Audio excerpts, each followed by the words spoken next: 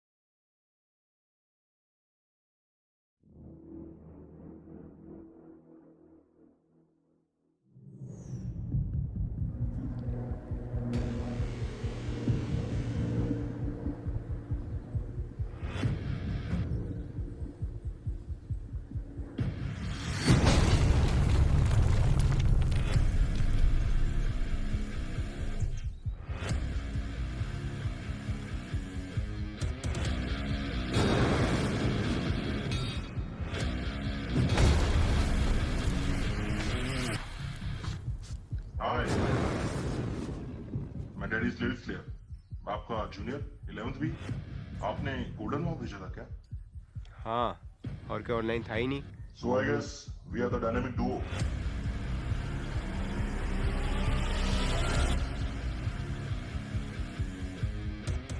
Practice करता है, अभी भी नूब है. वो तो पूरी आके बाद ही पता चलेगा.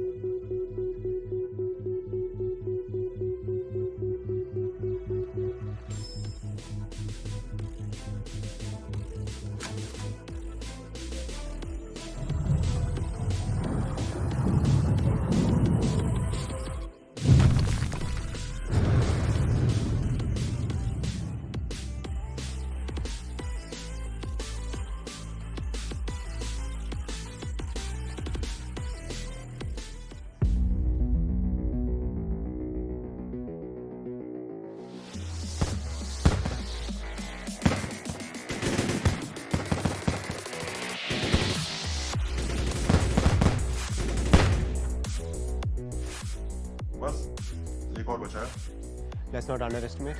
वैसे मेरे भी 5 kills है और तेरे भी 5. क्या मैंने ठीक खेला? ये तो बुया के बाद ही पता चलेगा.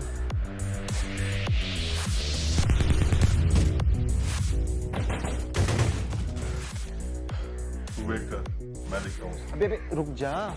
मैंने से शीरू का कैरेक्टर जीता है. इसका फुल यूज तो करना ना.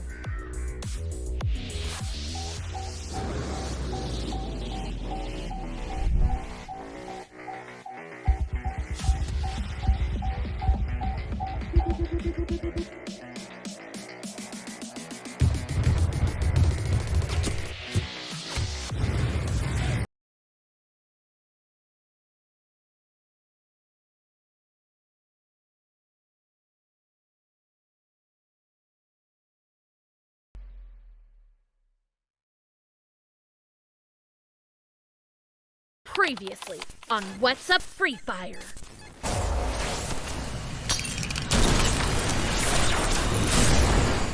Huh?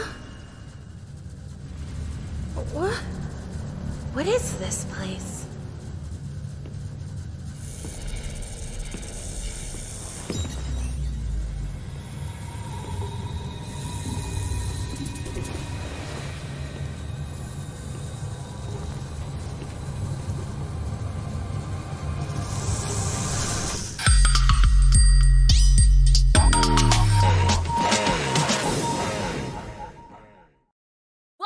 Free Fire!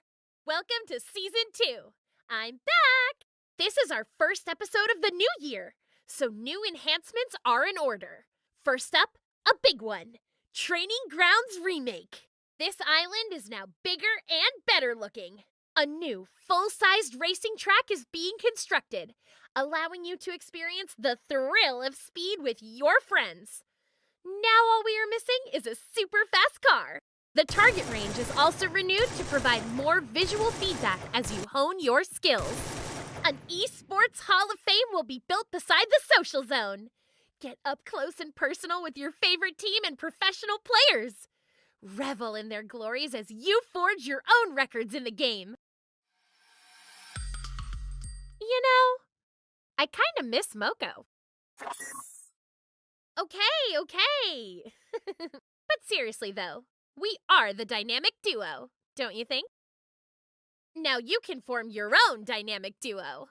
The new partner system allows players to form closer ties with their best buds. As you game and socialize together, your buddy meter increases. More benefits will be added soon, but feel free to tell us what features you would like to see in the comments below. Players will also get a personal name badge. Something like this, displayed in your profile page. Together with this addition is the battle tag. Earn it with your performance in each match. This is your badge of honor. You can also visit other players' profiles and look at their ranks, playstyles, and battle tags. Talking about buddies, a new revival mechanism will be introduced in Battle Royale. After completing a series of tasks, it is possible to bring a fallen teammate back into battle. But I must warn you, it is very challenging. You guys asked, and we delivered. The developers have heard your desire for more weapon varieties in Clash Squad. Now, popular weapons will be arranged into multiple sets and rotated as you play more games. May more choices bring more victories for you. And before we go, here's a quick look at the weapon balancing adjustments in this new patch. That's all for our Season 2 premiere. See you next time on What's Up Free Fire.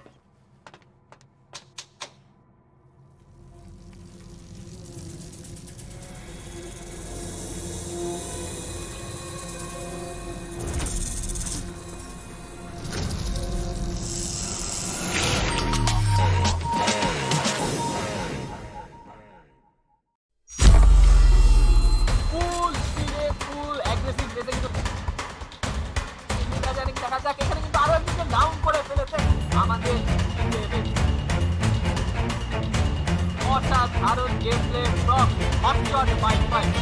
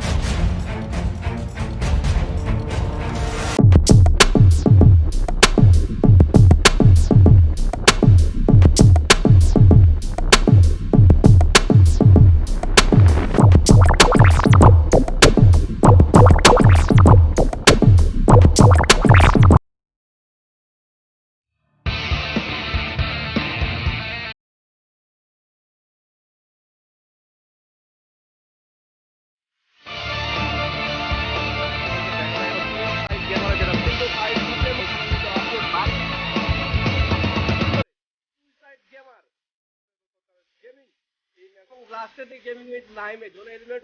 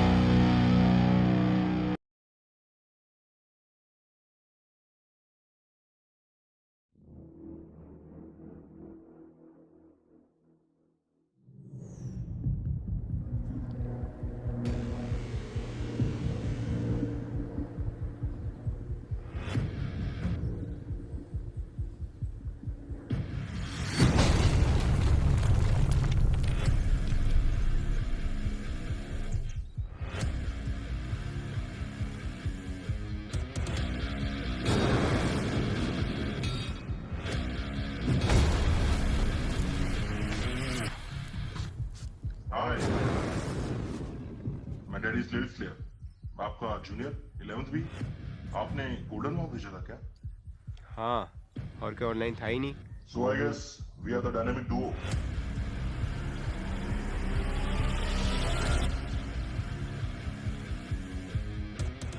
Practice करता है, अभी भी noob है।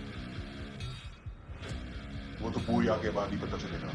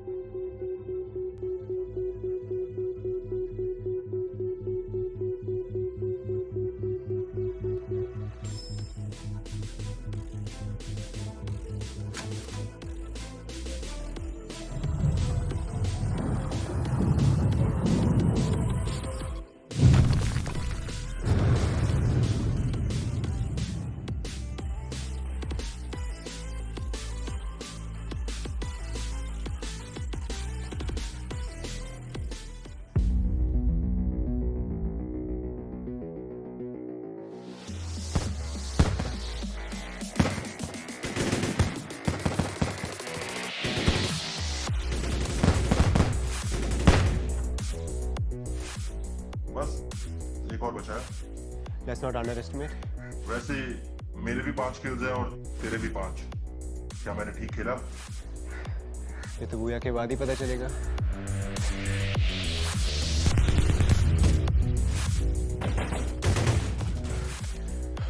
तू wait कर, मैं देखता हूँ. अबे रुक जा. मैंने से ही शीरू का कैरेक्टर जीता है. इसका फुल यूज तो करने दो.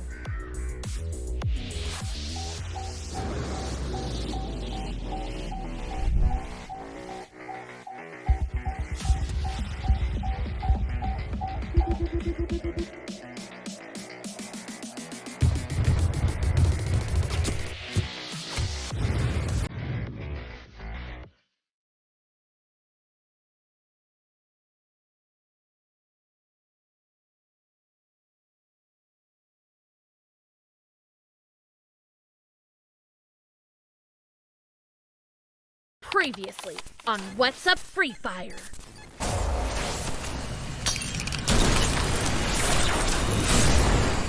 Huh?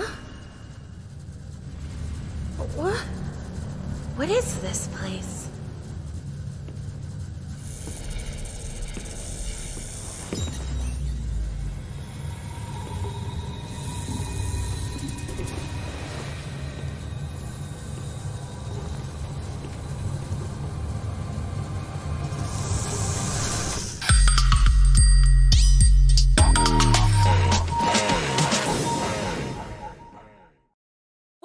Free Fire! Welcome to Season 2. I'm back! This is our first episode of the new year, so new enhancements are in order. First up, a big one. Training Grounds Remake. This island is now bigger and better looking. A new, full-sized racing track is being constructed, allowing you to experience the thrill of speed with your friends. Now all we are missing is a super fast car. The target range is also renewed to provide more visual feedback as you hone your skills. An esports hall of fame will be built beside the social zone. Get up close and personal with your favorite team and professional players. Revel in their glories as you forge your own records in the game. You know, I kinda miss Moko. Okay. But seriously though, we are the dynamic duo, don't you think? Now you can form your own dynamic duo. The new partner system allows players to form closer ties with their best buds. As you game and socialize together, your buddy meter increases. More benefits will be added soon, but feel free to tell us what features you would like to see in the comments below.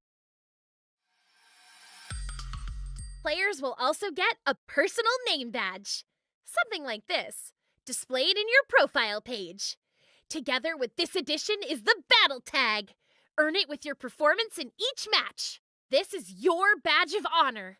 You can also visit other players' profiles and look at their ranks, playstyles, and battle tags. Talking about buddies, a new revival mechanism will be introduced in Battle Royale. After completing a series of tasks, it is possible to bring a fallen teammate back into battle. But I must warn you, it is very... Good evening, ladies and gentlemen. So yes, we welcome you to Free Fire Bangladesh Championship League Day 3, and we are going to have fights between Group A and C. And along with me, I am going to cast with Mamba SR himself. So please go ahead, Mamba. Quite. Are you sure this is the name that we plan to introduce me with? No, that is not the name. I planned it out as Tanya SR, but somewhere it has to be Mamba for sure. You are Mamba for yourself. Of course, these are inside jokes that we all make before going live because, hey man, look, we have a wonderful evening in front of us. We have a lot of matches coming up as well. Of course, we're going to have a look at the teams as well, which are playing. So, quite a few teams today. Yesterday, of course, it was a one-sided affair coming in from Agent. But this time around, we have Team Electro, Infinity, X8, and a lot of these other teams coming up. So, it's going to be interesting to see because these two groups have not played against each other. So, the first week, I believe, is going to be a week of no expectations for me, at least, because it's really difficult to understand what the dynamic is going to be between these teams. Yeah, that is definitely a biggest question because both of these teams have now come to a conclusion that they have faced the screen once, they have participated for once. So yes, it is the day 3. So their expectations from their teammate has also risen, because now they know how the rotation other teammates are going to take, how it is going being such a huge platform. They need to get the preparations beforehand, and I'm very sure of that. They might have confirmed with that. Let's once again introduce the viewers towards the league point for the day, and which are right in front of your screen. This is how it is going to be. But the groups are Group A and C. Those are participating for League Day 3. So whatever matters, how much so ever booyah you take away, it is all the league points that matter. So yes, it is just that you are going to be calculated according to the league points earned from your own group. So irrespective of how many booyahs or how many kills you have been taken, if you're from the same group, you might get into group in the one, And two, and it's a great format, Tanya, honestly. I'm sorry to cut you off over there, but it's a great format because, it only compares you to your own group, and it doesn't matter how you perform that day, because at the end of the day, you cannot get more than 20 points even if you're at the top. So that's wonderful, and we'll have a look at the groups as well. But, here's a funny thing. Yesterday, Asian got 4 booyahs, and they were in triple digits. They had, I think, 107 points, if I'm not mistaken, but something above 100. But they still only got 20 points yesterday when they got converted to league points. And that's the beauty of this tournament. That's the beauty of the format, that you can pop off one day and you can have a bad game, but that does not, affect your standing as much, because it's always going to be an average. So you need to be consistent, not just one day, but you actually have to play consistently throughout the tournament. 11-day long tournament. It's a grueling format, and it's an absolute bloodbath. And that's not it. This is the finals that we're talking about. This is the thing that the viewers see, but the qualification process is actually even more tough. And I believe that this brings out the best in the players, and this is exactly how it's supposed to be.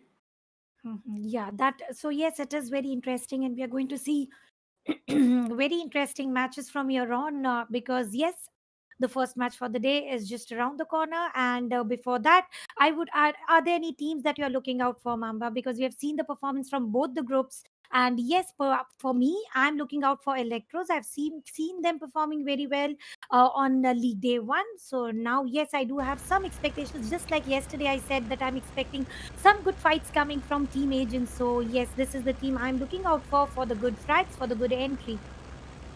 I'm looking at Team Rage, not because they play exceptionally well, but they were not able to play that well. Then there's B26 Mystics as well, just because it has a reference to an old airplane. And I was a huge aviation fanatic. We're talking about the plane part. It's quite normal going through the center of the map, just that it starts towards Rimnam Village and ends towards Mill. So practically all the teams are going to have their drop location within an arm's reach. And that's not going to be a problem. Look at Swag, though. They have control of the clock tower. And they're quite spread out as well. Dare got towards the factory. I'm not sure if he's confused or he's just trying to get some information. But he is just going to be waiting it out. But I like the Bhima Sakti drop coming in from B26, because that is one area that I absolutely adore. Because one, it's towards the center of the map. It's evenly spaced out. There are no hot zones in the game in that area. Of course, on the left side, there is a mountain where you could get engaged from the high ground, but I think that's manageable if you take control of that area. And the second most important thing is that you don't have to rotate a lot when the zone comes, because it's very rarely you get to see extreme zones.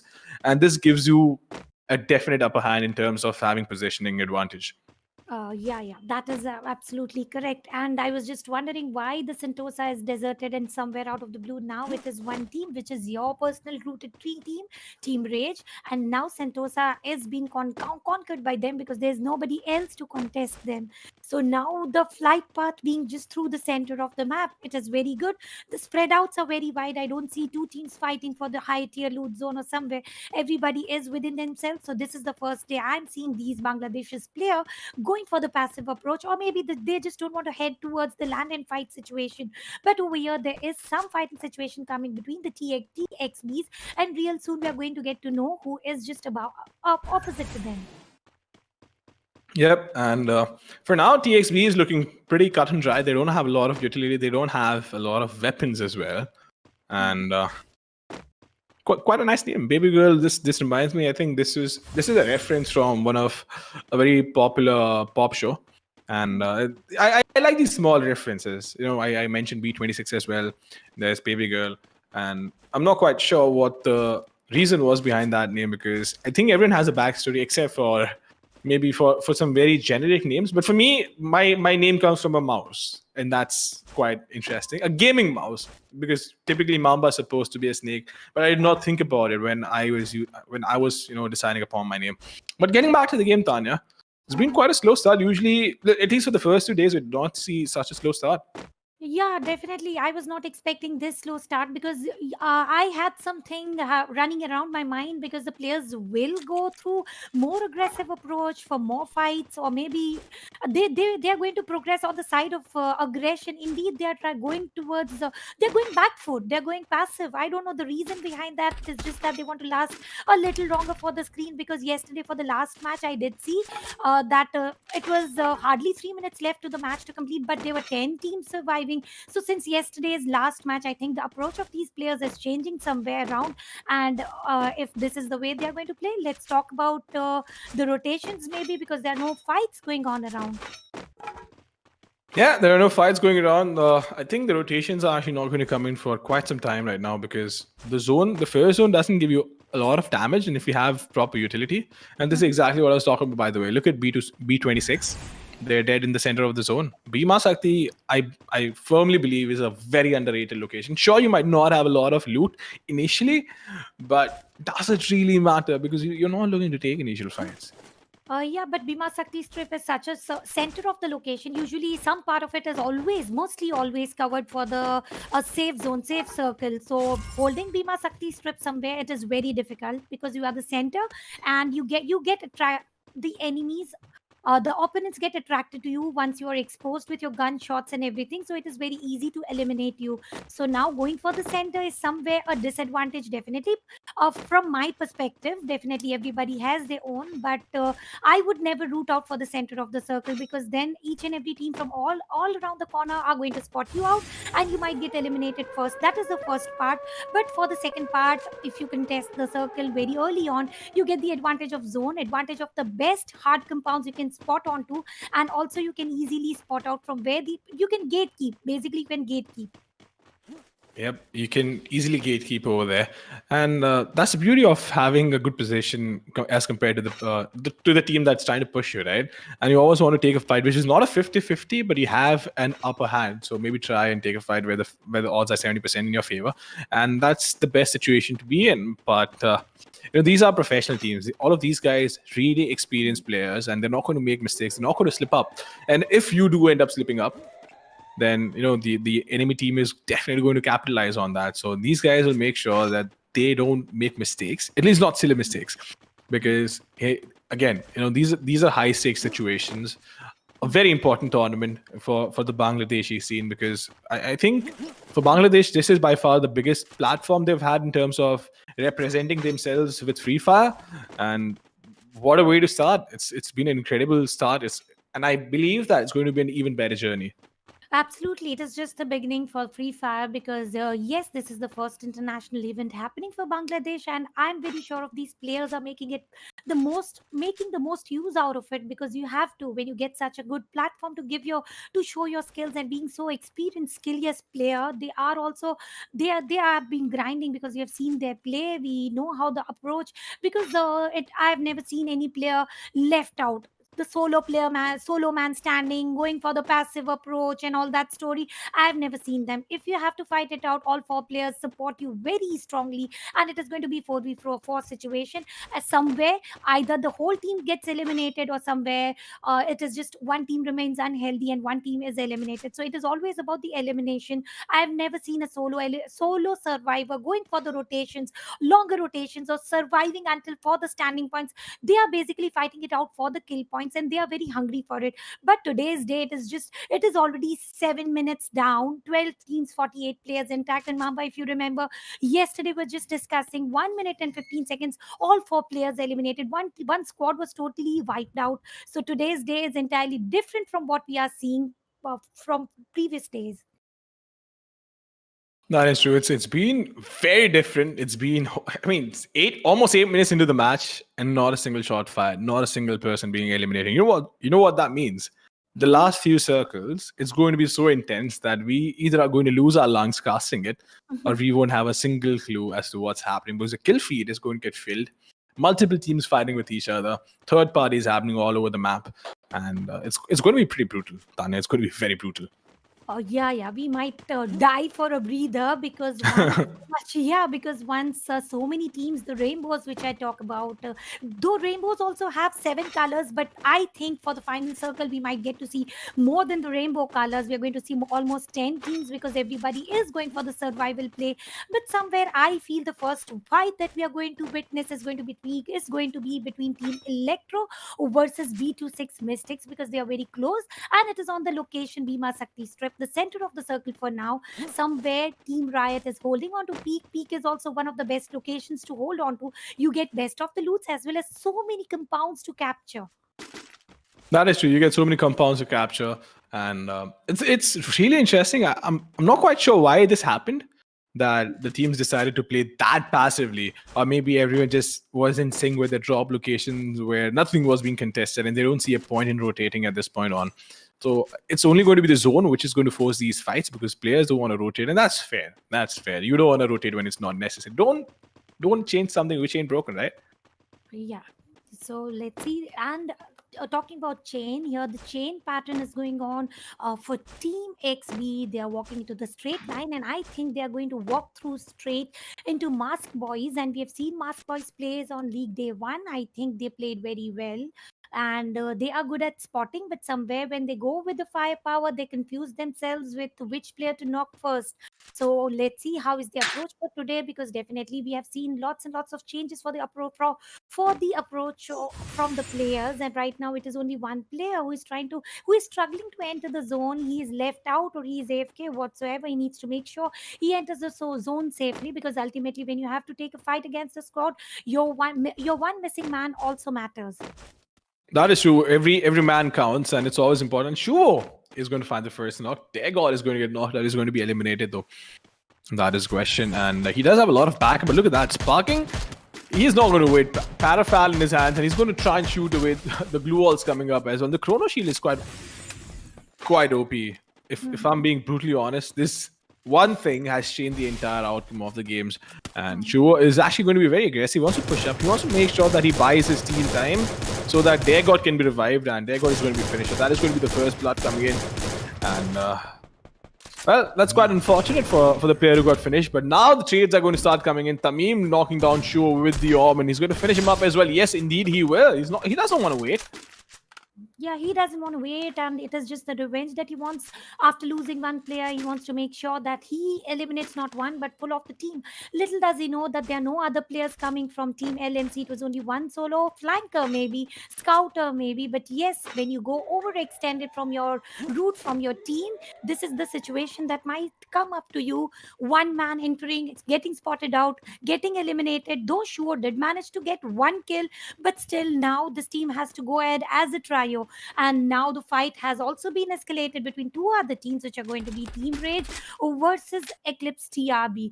And somewhere Bhima Sakti Strip is out of the circle, maybe it was not. And before that, Maruf has spotted few players over here, and he has also got attacked, counter fired. He's healing himself and prepping up for the upcoming fight.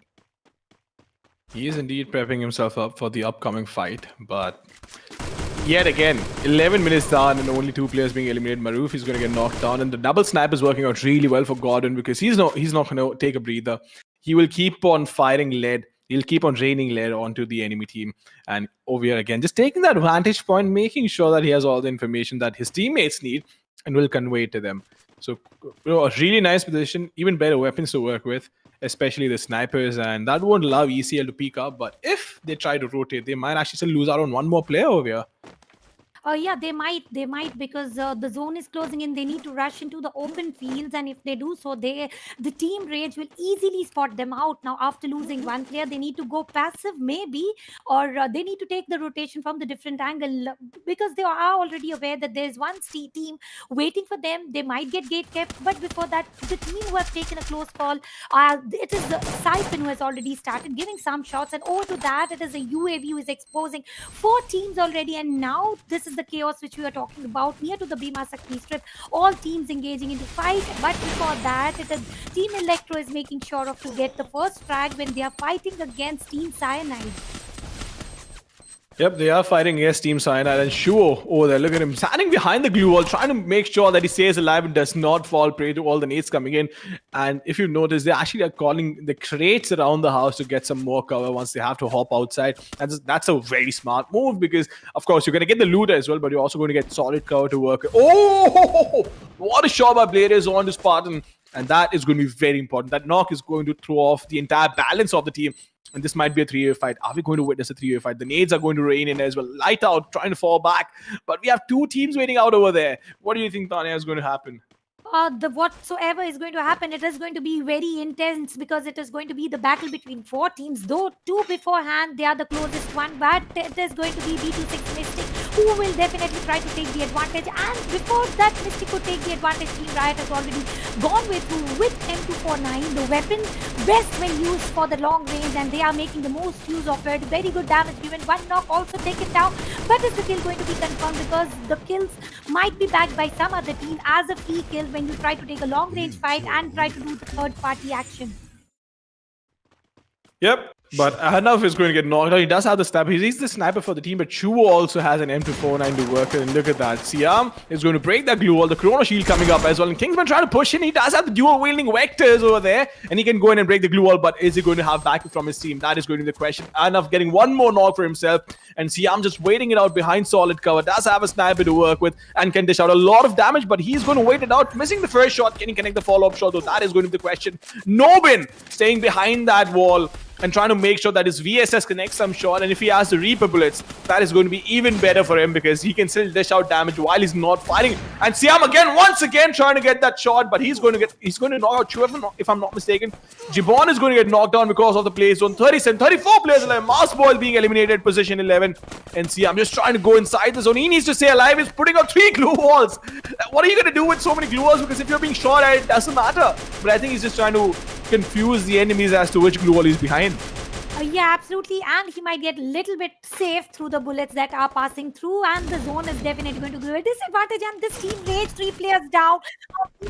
Amin is all solo alive right now. How is it going to work it out if this is the way the players are going to play? Team Riot, on the other hand, after taking 1 kill, which is taken up by Shu over here. Maru using his best AUG weapon right now, giving some damage to the opponent, which is going to be Santo. He's already down and he's trying to make sure that he gets down. But Santo, on the other hand, is holding M79, the grenade launcher, the deadly weapon for the final circle. 1 attack and maybe the team gets eliminated. But before that, there's some other team who is just engaged. It is Team Electro started bagging those kills. The players are knocked by the teams. The kills are being bagged by the team. These were the free kills which I was talking about if the fight goes beyond 2 parties. Yep, and Gunshot is going to be waiting it out with the 87 points of health and standing behind a tree with a Groza. So he's in a tough place. He's definitely in a tough place. Not a lot of cover to work with, but Tamim just using his shield, making sure that he doesn't take that initial damage and he has time to work it out. But Amin is going to get that knock. It's going to finish out Alpha. And one more team being eliminated. Position number 8. 16 minutes on the clock. 2 minutes left. 7 teams. 17 players. Godwin trying to go in, but he's not going to survive that fight. Sorry, he has been knocked on. Tamim might almost go down. Barely surviving though. They're clinging onto his life with a stand of air. But he's going to go down as well. It's only going to be on the Gunshot. Was all the pressure to make sure that his team survives. But Sorry is going to get revived. And Swag still trying to make a comeback in the game. But is that a nade? That's a nade! That's coming and they can't go out! They cannot go! Oh. They could actually not exit that because the glue walls all around them. And that was quite smart. That was quite smart coming in from the opposition. Absolutely, and I felt that they might start shooting as soon as they saw the grenade just popped up in, but there was no way they could have escaped from anywhere. So that's the cocoon of blue wall making you down for your own silly mistakes that you made out of the circle though. And over here talking about different side of the map over here, the fight is on between the B26 Mystics and it is a team Team Riot against them. So now let's see how they're going to do because they're less in numbers already. Bladers has already lost more than half of the HP left with it, and over here Bladers is trying to get some good knockers with a sniper skills, and yes, they agree this is the sniper that penetrates through the glue wall, but somewhere they could not survive any longer. The team gets eliminated. Now it is Riot still surviving, all 4 players intact, 6 kills already. Center of the circle. Now the center of the circle might not be so good for them because they don't have any hard cover to fight with. They can get attacked from all 2 sides. The remaining teams are going to be Team LNC, and on the other hand they have they do have some the teams, yes, now only 2 teams surviving, 6 players playing. Shuo is trying to take a close call over here, and Chrono Shields have been used already. So now for the final fight, they're not going to repeat the usage of it. That is true, but Chua, look at him, just making sure that he's dishing out constant damage and he does not allow Extreme to take a breather. And breaking that glue wall is going to push in with the MP40, but is going to find a kill for himself. Alvi being knocked down over the Team LMC is going to get knocked out at position number 2, and Booyah coming in over here for Riot. And guess what? It was quite a man that they got the Booyah, because I still remember Anaf was getting such important knocks initially. Before 2 circles, I think there were 7 minutes left on the clock, and when all the teams are just holding their compounds, I think Anaf is going to be the MVP for the team. Yeah, for sure. He is going to be, but this team really played very well, not only with the Booyah, but the kills. And as we talked about, the final circle is going to be with full of chaos, and it was definite. We did not get a single chance where we could have just talked about that, yes, now the fight might engage. They were all getting into that position where they had to take fight. But before that particular grenade, I wish I could get the highlight out of it. And towards the highlights we are moving through, because I want to see that exact grenade where the players were held inside the cocoon of their own shields, and then somewhere getting a single grenade and the players getting eliminated. But right now, let's head back to Team Riot for the final circle. It was only first frag that they managed to get, but then from here on they got a little more than aggressive, more passionate about kill points over here, because then the players started getting knocked up, and then the reviving process and everything. Yeah, but that day definitely should make it to the highlights, because that was really smart coming in. Throwing that nade, and this is exactly when it happened. I saw the player climb up. It was Extreme who climbed up. He threw in the nade. Both these players not expecting the nade, trying to go away, but they just couldn't. And the nade's coming in, doing its job, and making sure that the team gets eliminated over there. And that is why utility usage is so important. You got to be very smart with the utility. And if you use it correctly, that can dish out damage that you couldn't even imagine of. And only thing you have to do is just throw in the nade and hope for the best. That's it. But 2 players being killed by 1 nade, that's completely something that blows me away. Yeah. And LMC made sure that there's a chance that you miss that throw, right? But the aim was just perfect. Over here, I felt that Team Riot is going to get down. Only 1 player remaining, 2 down. But somewhere Team Riot made it. Started to fight somewhere. Just 5 to 6 minutes remaining for the match. But then initiating the fight and then ending the fight with 8 kills and counting. It was a very good play coming from Team Riot. It was wonderful the way they played, and Alvi at the end as well, just trying to push in, making sure that he was the one taking that first fight, being the initiator for the team. And that's an underrated role, honestly, because a lot of times I talk to these players, and especially the entry fraggers, the numbers are never going to be the best, but the kind of impact they have on the game is something that the viewers usually don't get to see, because the only thing they pay attention to, of course, is the number of booyahs, the points table, maybe the kill death ratio. But the role of the entry fragger is so important, because a lot of times people have this misconception, no, the entry fragger is supposed to go out and get those initial frags. I'll continue about this thing, but of course we have game number 2 coming up, so we'll talk about that as well. But of course, getting back to the discussion that I was having with you, Tanya, entry frag is, once again, really important, because you don't have to go out and get frags. That is not necessary, contrary to popular belief. What you're supposed to do, the most important thing, is to create space for your teammates, to make sure that if you're pushing into a compound, your teammates actually have space to operate. And that is something that a lot of people don't see, and that is the reason why the entry fragger's role is so underrated, because the numbers are not going to be the best, because they're walking into a trap. They're practically taking a fight where they have very little chance of winning that fight, but the teammates are supposed to trade him out. Yeah, absolutely. They indirectly bait themselves with the expectations of getting some knocks, maybe. And over here, Sentosa is with 5 teams. I don't know how are the teams going to survive the previous game being totally passive. I think this is going to be a total aggressive game, entirely opposite. The fight has already escalated between the two teams, which are going to be Team Rage once again. And against them, it is Mask Boys. So over here, let's see who manages to eliminate the team somewhere. Mask Boys are wanting to change the route. They're going towards the Western Island after losing 3 players. I think they have already managed to bag 3 kills already. It is commendable, just landing, fighting, and getting away 3 kills.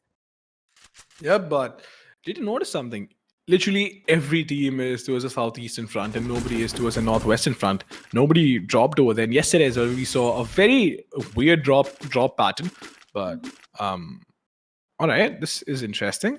That's quite interesting. The aim, aim assist, making sure that the player knew that there were players behind that haystack, but they're not quite sure exactly what went down. But nonetheless, coming back to the game, coming back to Swag, they kind of spread out. But INF Kingsman is going to find a knock for himself. Is he going to find the kill? We'll find out soon enough.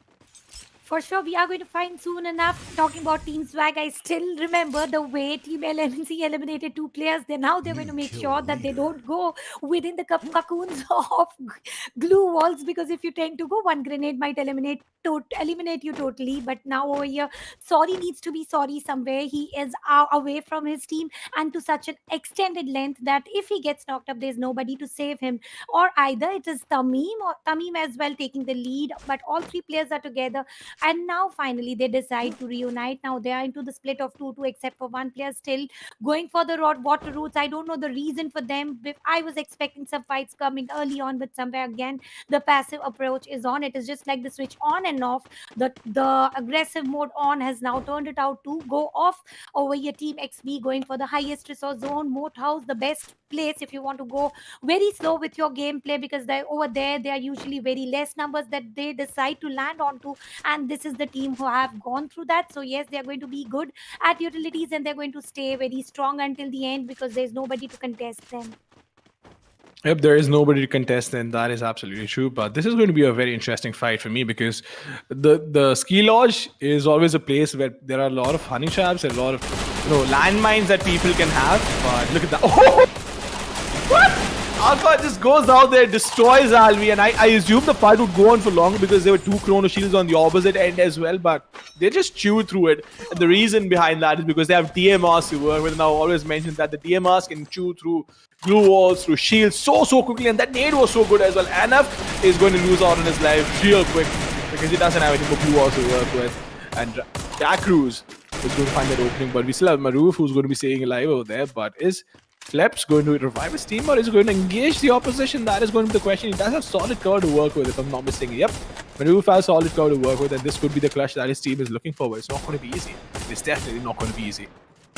It's definitely not going to be easy. Ski lodge is such a fight because you have the disadvantage of height, but somewhere this team is making sure that they get the advantage being on the lower side of the lower ground of the ski lodge. Over here, the kills are being confirmed. One taken by Alpha, one taken by Sky. So yes, they have confirmed 1 kill. 1 player is knocked already. With that said, it is Dacros who has also taken 1 kill, and now he's heading for his vehicle. For sure, when you are in the ski lodge, you need to take a longer rotation and also make sure that you enter the circle, because yes, circle is just around the corner. 1 minute and counting.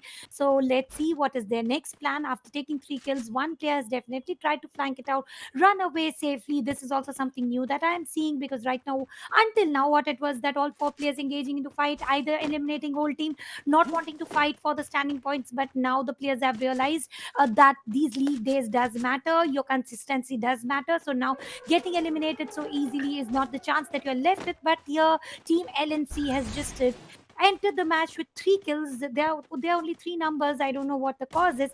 Against them, the team is Team Electro. We didn't see some electrified performance in the previous match coming from them, but maybe for now, they might give their best shot. Yes, they might give their best shot.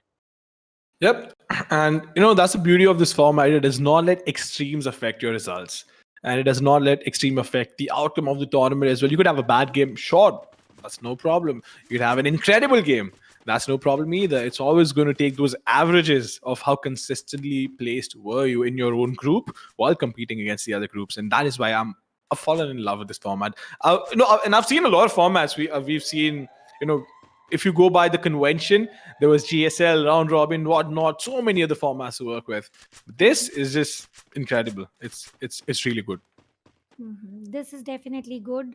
I just keep on wondering, how are the groups being made, like group A, group B? How are the groups decided? Because I'm not praising any group or saying something bad about any other group, but group B is definitely strong out of all, because it was group B who's initiated the fights on league day 1. It was group B once again who initiated the fight on league day 2. Now on day 3, the fights are missing, so is group B missing. So I think the most aggressive play comes from from Group B. So it just makes me question how are the groups performed out, because if all the hyper teams, all the initiative teams are led into one group, and then other two groups are not having those kind of teams, then this is the play we are going to get on the records. So yes, League Day 3 being quite too I can't say it is tasteless or being blank, but yeah, you do tend to get some good chili flakes in the end for the final four circle. So it is just that 12-13 minutes we just have to wait, watch it out, how the teams want to engage, how the team wants to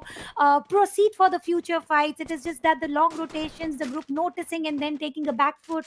This is what I am spectating currently. You like spicy food, I'm assuming. I do like spicy food, but the desserts come first. Let's see who gets to taste the dessert for the second match for the day. And yes, I would want that with the icing on it and cherry on top, so that counts. All four That's a players. cake, Tanya. You're talking about a cake. Yeah, I am talking about the cake, and yes, as soon as you talk about the sweets, I start craving cakes and desserts and everything as well. So that is how I want this match to end. All four players intact, or with the icing. So in that, for the icing, I would like to say that you have some good counts of kills. I mean, like 6 plus, 8 plus somewhere. And talking about the cherry, booyah, it is. Quite a way to draw a parallel between food and Free Fire. Every day you learn something new, don't you? Right? And I like it. I love it. As a matter of fact, that you could draw a parallel between Booyah and a cherry. But yeah, I think I'm not that big on desserts, to be honest. But I do like cheesecakes and coffee. I think there's nothing better than that. Proper evening with the sunset in the backdrop, cheesecake and a coffee. I couldn't ask for a better evening. And of course, Free Fire on the screen, on the monitor, to have some real nice action going on. And while I was talking about action, we have Eclipse, who's going to be trying to pick a fight with, if I'm not mistaken, it is Electro. So yeah, it's going to be interesting to see how this fight turns out. Being danger zone above them, the meteor showers coming soon. Let's see what Ashuo has in his head, because he did try to spot some enemies, but once again they go for the back foot, and over here again safe, peeking through the windows, spotting the enemy team, which is Eclipse TRB, and both the teams knowing exact location, exact compound where the players are, still not wanting to engage into the fight. That is what is confusion for me today. But I'm very sure of, as the zone starts to close in, shrink in, the players will also realize that they have to root for the center of the circle, for the center of the zone, and they have, even willingly or unwillingly, they will have to take a fight. But at that point of time, it is not only one team they have to fight with, it is going to be multiple teams, because in the previous match we did count it out, there are more than 5 teams on the Bhima Sakti strip for the third circle. So yes, if you disengage in the fight at this point, you have to engage with more than one team. But right now the engagement is on between 2 teams, GB2L versus B26 Mystics. Over here, B26 Mystics has lost certain players, but somewhere the strength of numbers is quite too strong between GB2L. So yes, after taking 4 kills already, they are wanting to get some more. They are getting kill hungry at this point of the circle. So yes, it is very good starved player. I really want them to starve for the cake. And now Booyah is a cake in my eyes. After discussing it with you, I have never thought it that way. But yes, today I got that into my imagination, and right now the player who is trying to escape, his car has gotten blasted, and now he has no hard cover left in him. Showing his back, running for the cover, and yes, he did find the rock of the hard cover for him. But now all 4 players attacking him. Is this player going to survive? Because water route is never the chosen route to take a fallback. So now he needs to fight it out. It is going to be 1v4, double vector in his hand. Player coming just above him, use the chrono shield, still not managing to get that knocker, running out of the shield, which was the mistake, and the players make sure that he gets eliminated. So yes, the team B26 Mystics get eliminated, and it is the first team. And now we get the second team who got the elimination over here. So now the pace is catching up. The fights are already on. Maruf using the cable bridge to go out of the circle. I don't know what is making him do that. I'm not quite sure what is making him do that. I think he just wants to go in for a longer rotation to make sure that he safely gets inside the zone. And that is something that we've seen teams do a lot.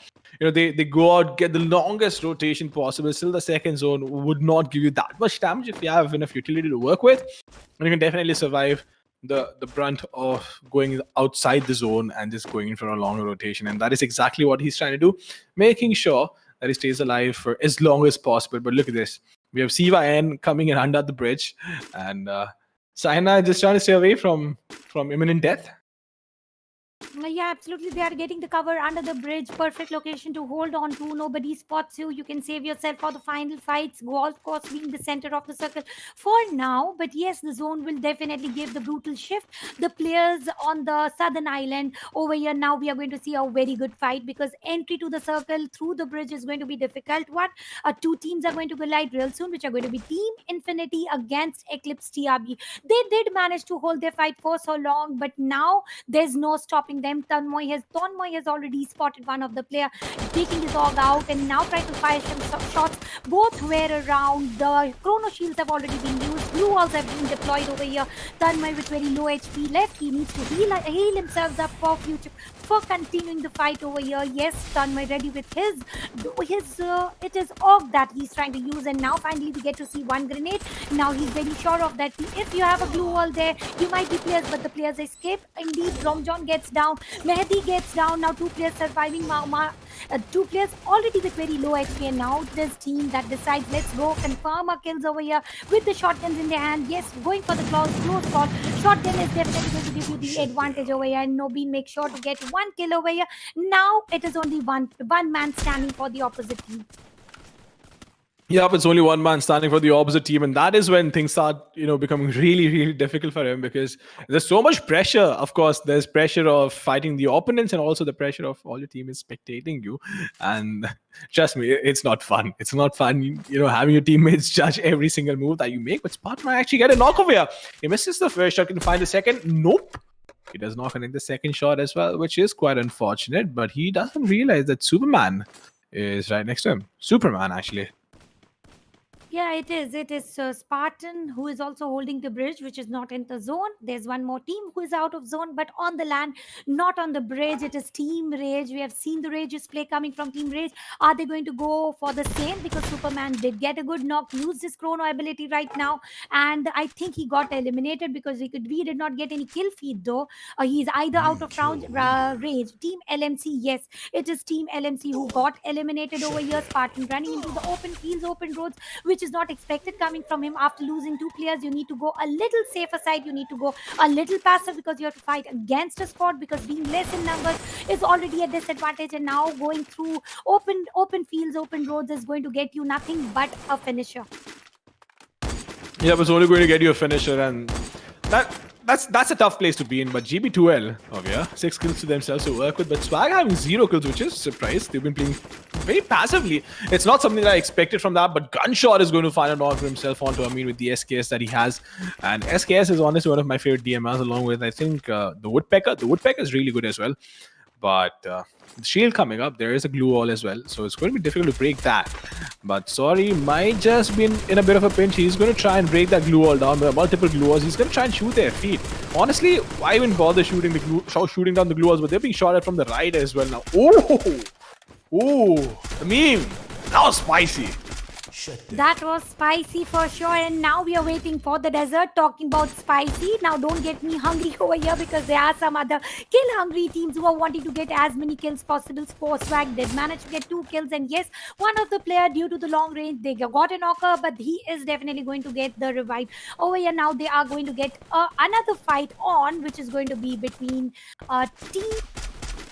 It is the Team Rage. Yes, so now we're going to see Swag versus Rage. I was expecting other teams over here, but somewhere I think the firing shots coming from Superman are on. He is going to confirm the kill, and yes, he does. Superman versus Spartan. It is going to be, is Spartan going to race safely, or Superman will make sure that he doesn't get an easy entry over here. Superman into just with the cover of the ridge, out of the circle. He is getting some kills. So yes, he does have those kills, because it is very difficult to take such fights when you're out of the zone, less in numbers, with no hard covers, no glue walls on. Is he risking himself for kills, or he is just aware about it is a perfect plan that he's trying to execute?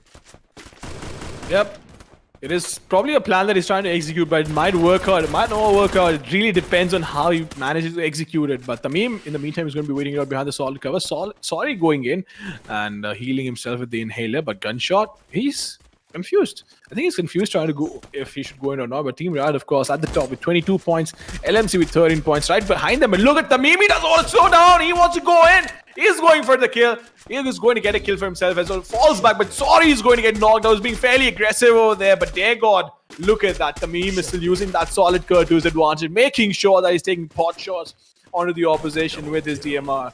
And that's brilliant. Honestly, that's doing God's work for his team, because that's making sure that the enemy team does not close in on the distance, and also is doing enough damage to them to use to use up the utility.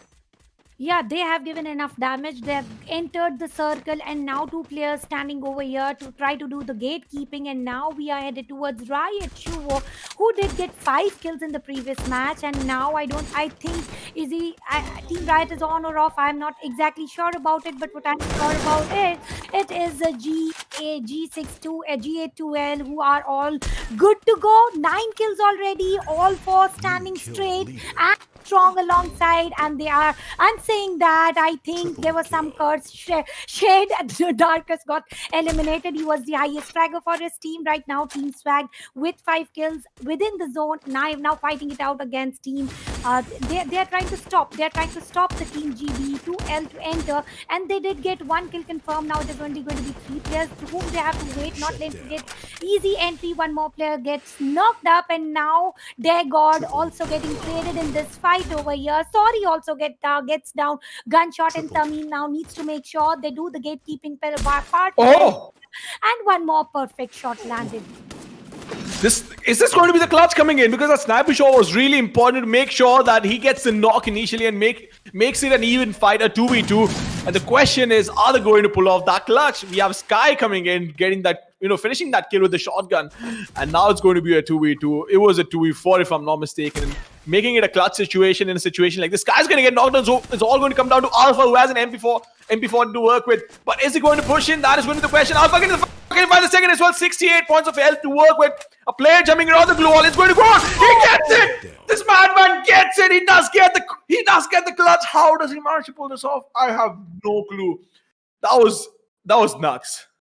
That was definitely nuts, and I was not expecting. My eyes went from here to here by the play I saw coming from GB2L, being less in numbers, they had to enter the zone.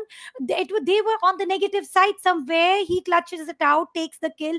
First of all, he takes the advantage, gets the opponent less in numbers, being out of zone. Though the zone started getting zeroed somewhere, his glue walls and his jump shots made him do that. He does have those skills, man. MP40, I thought he will run out of time somewhere escaping, but he makes sure that after 12 kills and counting, this is the exact cake I was baking in the purgatory round. If this is a cake, I want it every single day, every single game. And the way he played, we'll have a look at the replays as well, and I'll walk you through what happened towards the end, because that was sublime. That was sublime movement. The timing was perfect. He knew what he had to do. 68 points of HP to work with. And then he uses the Chrono Shield. I've said this time and time again. The shield is something that makes or breaks the game. Because you can shoot from the inside, but you can't get shot at from the outside. And the first 2 shots that he connected with his MP40 were headshots. Yeah, and the headshots were on point, so precise. He got into advantage, and I really love the play. But this is what the mistake you make with the Chrono Shield. You race out of it, you run out of it, and then you get into the negative side of the Chrono Shield.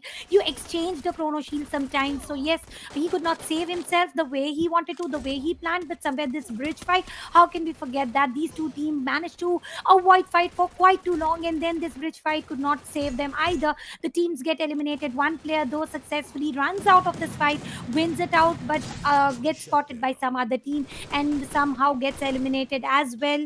So yes, this was the Team Swag who did get the first entry into the zone, but GB2L made sure that it is not an easy booyah for them. It doesn't matter if you are into the zone early on. It is just that what matters is how you contest that, how you hold that grounds which you have entered first. Yep, that is true. That is absolutely true. But then again, Tamim over here with his gun was so good. He made sure that he connected those shots. And the DMRs towards the end, they chew through glue walls like nothing else. And I firmly believe that even though it's a fairly medium to long range weapon, you can use it in close quarters just as effectively if you know how to use it properly. But their god had been finished over there. And that was a problem. But, he had the SVD. He could have done more damage. But then what happened over here is something that I'm never going to forget. This shot by Alpha onto gunshot, making sure that they had the opportunity and the opening to work with. And then the clutch comes in. Then the clutch starts coming in. Alpha had to stay alive. He had 200 points of HP to work with, sure. But he gets shot at from behind. And then he tries to stay alive. 67 points of health. He had a little bit of EP, which was being converted to the HP. But look at that. He sees the player, connects the headshot, uses the chrono shield at, there's only one word that I don't use with the timing onto the shield, and that's perfect. Not a second too early, not a second too late. Used exactly when he had to. To be honest, it was quintessential play coming from Alpha, and we cannot praise him lesser. We cannot praise him lesser. It was just exact play that was treat to my eyes. And now, guys, you have your treat. We will be right back real soon. So, yes, guys, stay tuned. We'll be right back.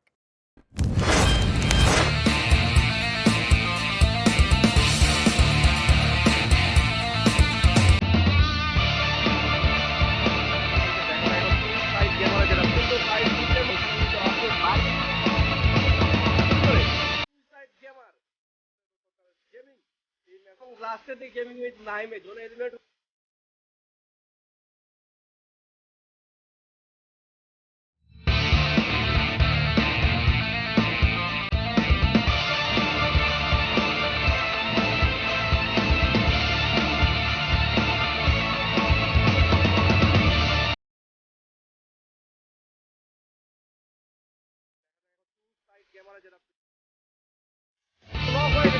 MGR যে team পেছে চলে আসবে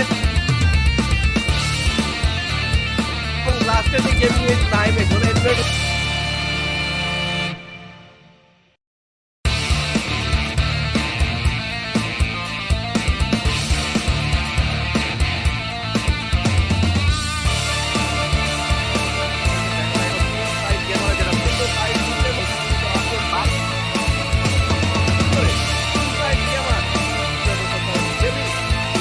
লাস্টের দিকে gaming with নাইমে zone element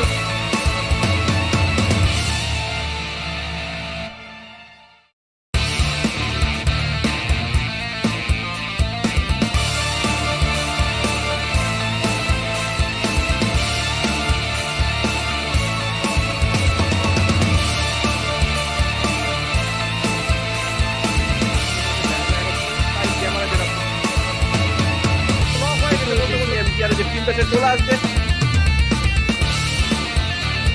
এবং লাস্টের দিকে গেমিং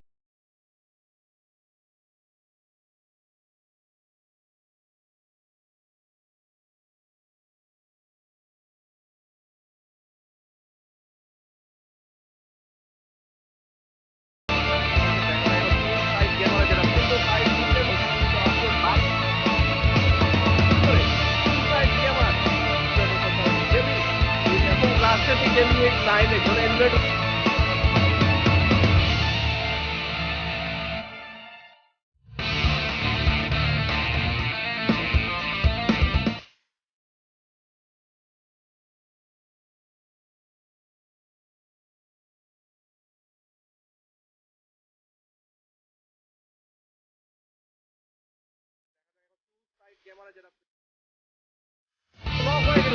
এমজিআর যে টিম পেছে চলে আসবে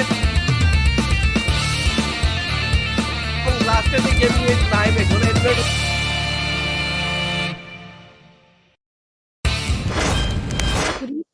Good evening, ladies and gentlemen. We are back. The break time is over. 2 matches also down. And with me now for the future 2 matches, it is going to be Salty who is going to cast along.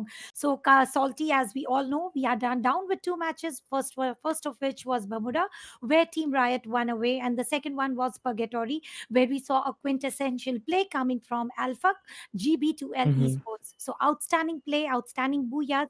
Do you have anything to say about that? Definitely, I guess. I've been looking after Team Rage because they really played well yesterday. But this is the map recap. And once again, for our viewers, round 1, that was Bermuda, won by Team Riot. Second one, GB2L Esports in Purgatory. Kalahari has generally been the map that we always say is going to turn things around. The tournament or probably the day might actually shift. Both Riot as well as GB2L Esports come from Group A and Group C. So it basically goes to show, Tanya, that it's like not a single group is dominating today. Unlike yesterday, where Team Group B was really dominant, today both Group A and Group C, they've been equivalent, I would say, almost equal. And that actually makes things more interesting because we'll have to watch out for more even fights. And I guess that kind of makes the fight so much more interesting. Yeah, definitely that makes it more interesting. But something it is a new league day 3, and we are getting to see new play. It is the play of passiveness because each and every player Mm-hmm. after getting some experience, you definitely realize you switch the play, which makes you a better player, a better winner. So yes, we are seeing lots and lots of switch within the teams because on day 1 and 2 we did see so much of action. Now they are heading towards the passive approach. Having said that, we have initiated with the third match of the day, Kalahari, the game changer, the leaderboard changer. The players have already started to land in, and yes, we are currently seeing the exact center of the flight path. It is through the exact center of the map. So yes, we are going to get a very good spread out, Salty. Absolutely. I guess as like Mama says, generally the flight paths in Free Fire are more towards the center of towards the center of the map. It was kind of unusual in Purgatory when it actually went towards the far western side. But to be honest, Tanya, like we were having this talk initially before this match started. The matches started so passive that even I was having a nap during the first game of Bermuda because 8 minutes had passed, but there was not a single kill. But right now, we have the first blood already, right? Alvi, he's changed things up. I guess this team wants to go for the kills right now because this is Team Right up against Team XP, and XP already find themselves one-man shot. Alvi will still try and close things up with the SMG. You want to reduce the spacing between you and your opposition before you can pull the trigger rather. This is going to be Alvi, and he's pretty close to his enemies at the moment. I guess he can smell blood in the water. He wants to move in though. Team number 8, that's Team Right. They're pretty close to their feet at the moment. One player goes on. Alvi finds himself in a very precarious position and gets taken down right now. Shuvo taking shots on Arthur, not really connecting, but finally does the job, taking the headshot of Arthur and dealing a lot of damage, knocking him down. He's on his knees at the moment. I believe that this is going to be the end because Baby Girl tries to go in and save his teammate, but wasn't really able to do it. And right now, Maruf, he knows exactly where the final player from Team XV is. Shuvo will confirm the kill for himself. I guess Shuvo will get a very good upper hand in this particular fight because he knows exactly where Hamim is. And Tanya, we know for certain when a player is tagged like that, it means death. Absolutely. I just somewhere felt he was pinned down, but he finds a location to escape. For now, one of the players does get knocked up, and Alvi is making sure that another player, which is Hamid, also get knocked up, but in counter fire, he gets damaged too. So now using the glue wall, healing himself up. 4 kills down, coming for Team Riot here.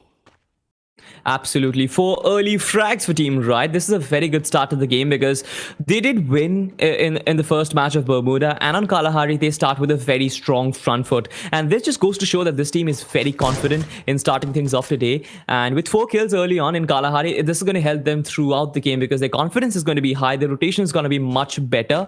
They did not lose a single player in the process, so that makes it even more better because you get 4 kills, you don't lose a single player in return. That is the perfect fight that you can expect from a 4v4, and certainly Team Right did that. And right now, moving on in this game, I guess things are going to be much better for them.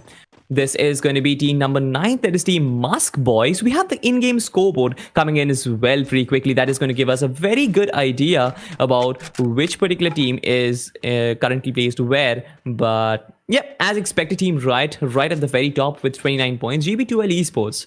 I mean, Tanya, you mentioned how many kills they had in the second game and the Booyah as well. With a single good performance, they are tying up with Team Riot, and that just goes to show how kills do matter. But then here itself, we have one player from Team GB2L already knocked down, and he's been eliminated already. Certainly, there is a thing called Caster's Curse, Tanya. I feel like, especially when you try and appreciate a team, the team, I mean, they go on a downward curve. They're like a sinking ship at that moment. Yeah, and the caster's curse definitely does affect, but alongside that, viewers cheering also does matter. So yes, this is to the viewers who are here spending your time with us. Make sure you keep on cheering for your favorite team. So if the positive vibes will be shared for sure. And over here, Absolutely. after winning one match, they've lost one player right now against them. Then it is a Team Rage. So Team Rage does play rageously. We both know that. They go for the early on fights over here. Amin has been spotted by Ducktoos and Amin gets down. Now Ducktoos is making sure of that the player gets eliminated over here. And yes, this is the first blood coming for Team GB2L.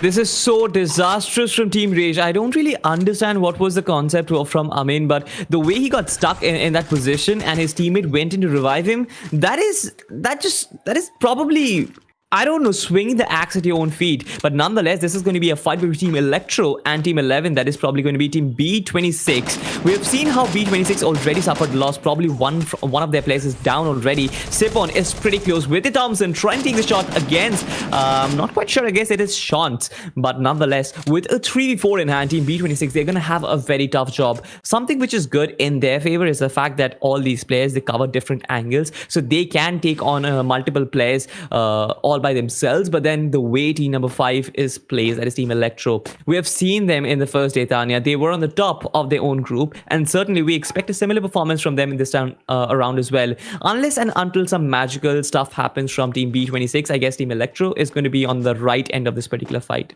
Yeah, absolutely. If they want to, they can make sure of that. But let's make sure of that. The performance coming from GB2L Alpha with the 6 kills, being the man of the match for second match for the day. I really love the approach he got. He had one SMG and he had one sniper. As soon as he realized that the fight is getting close call, he just switched the weapons and just rushed in. Opposite to him, it was a shotgun player. He managed to eliminate a player fighting against him with a shotgun. Shotgun is never too easy to defeat, Salty. One headshot and the player gets finished up, but somewhere Alpha made sure of that he gets not one but 2 kills. It was a 1v2 situation and he won the booyah, won the hearts, and definitely they did get a small spot on my heart as well, because I've always been praising team agents and all, but now I have other two team as well for which I can talk without any stop.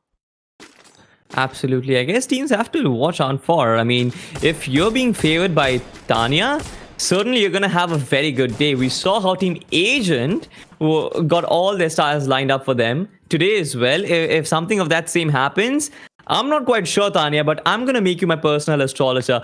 Nonetheless, keeping the jokes aside, we have another fight in hand. Team number 3, that's going to be Team Cyanide up against Team number 6, who I'm not quite sure who it is, but we'll get to see pretty soon. I guess it is Team Electro. Yeah, it is Team Electro. And certainly, things can get pretty fishy. But something which you said, Tanya, I mean, coming back to it, I guess, countering a one-shot gun like a shotgun is... It's pretty difficult, to be honest, especially in close quarter combats, because the room for error for the shotgun is pretty low. But then you have that trade-off of where if you miss a shot from the shotgun, you almost end up dying, because the SMG, it has such a high fire rate, as well as I don't know, even if you miss the first shot, you have something to work with. You can still, quick shift your aim to get, to aim at the opponent's head, and something that is really makes it, I would say, more convenient to use in the final circle. Alpha did that and he came out on the right end of it. But we've seen a lot of beautiful shotgun plays, and I wouldn't really be surprised if teams still go for the final circle shotgun meta. But talking about the circle, Tanya, this is kind of surprising to me, because the first circle in Kalahari, this is so much on the eastern end of the map, and once again it moves further onto the eastern end. I've never seen a circle so much favoring Santa Catarina, almost at the center of the circle. I'm not quite sure what to think of it, but certainly the teams dropping in the eastern end of the map, they're going to be so happy about this circle. Yeah, because when you land on the eastern side of the map, it is all because you want to go for the passive approach. And when this passive approach gives you the advantage of zone, you are going to get a lots and lots of plus. But over here, I see that B26 player is already getting knocked up. Against them, it is going to be Team Electro are making sure of that knocked player gets a finisher. First frag already down coming from Shuo. Shuo has spotted 2 players. I don't think Shots is going to get revived by anywhere, because zone is also taking a close call. And once the fight within the zone leads you to such certain deaths, also cannot give you those kind of supports if that player is expecting. So yes, Shots is already eliminated according to me. Certainly the zone wouldn't allow other teammates to give that revive.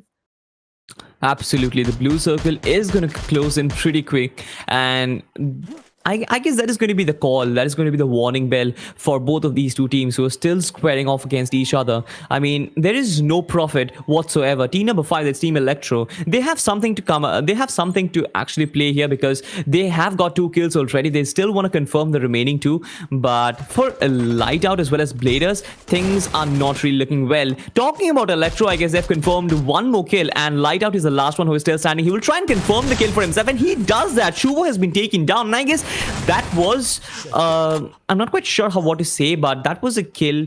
I mean, that was a merciless kill. He knew he was going to die, and all he had his mind was, all right, I'm going to die as well. I'll take this player with me out of the server, and that is exactly what he did. Looking at the other part of the map, this is going to be the sub, and generally this is some part of the map where a lot of fights don't really happen, but here we have team number 9, that is Team Mask Boys, up against Team Sai. Oh, this is Team LMC. LMC find themselves in a pretty precarious position, but this is Bilal, the last one who is still standing. He gets taken down in almost instantly. Team LMC, I wonder how many players are still standing for them, but the circle, it is definitely not favoring them. Yeah, the circle is definitely not favoring them, and now the circle it is favoring 4 other teams. One of them is GD2 and Esports, other of which is Team Swag, and now within a little zoomed in position, if we talked about it, is with Eclipse TRB. They have got a better entry because they've also hold up upon the sniper tower. To be honest, I really like the view coming from sniper tower. You can spot the enemies, and at the point when you have to do the gatekeeping, this is just the exact point where you want to be, because I can see Sorry is able to spot 2 teams just in front of his eyes, still trying to go passive because he's saving himself for the future fight. With only 2 players left, he doesn't want to give a third party attempt because he might get sandwiched then and there. Talking about only 2 teams, we have 4 teams right into the mini map, we can see. Absolutely, Dania. I guess there are certain points which I would want to agree, but there are also certain points which I would want to disagree. This is Team Eclipse, and once again, right in front of them, they'll find team number 5. That's going to be Team Electro. And all of these teams, they're fighting outside the circle. The circle closes in around 30 seconds approximately, and that's going to make sure that all these players, they take even damage. And I'm not quite sure what to think of it, but certainly all these teams, they're not in a good position. Teams are going to get eliminated here. This is going to be Maruf. He still stands on his feet, but instantly will get traded off. This is going to be Electro, who come on the right end of the fight. But all of these teams, they have to move inside the circle because that is the call of the hour at this point on. Coming back to the sniper tower topic, I guess, yes, you do get a good vantage point from sniper towers, but then you also easily become an easy target for your opposition because a single grenade can eventually take you out. It all depends how you actually, how are you capable of defending a sniper tower. But meanwhile, this is going to be team number 6, that's Team Electro, if I'm not really wrong. Team number 3, that is Team Cyanide, find themselves in a very weird spot. 2 players from both the teams are down and out at the moment, but Nobin is out there to provide some sort of cover fire. I guess this is Team Infinity.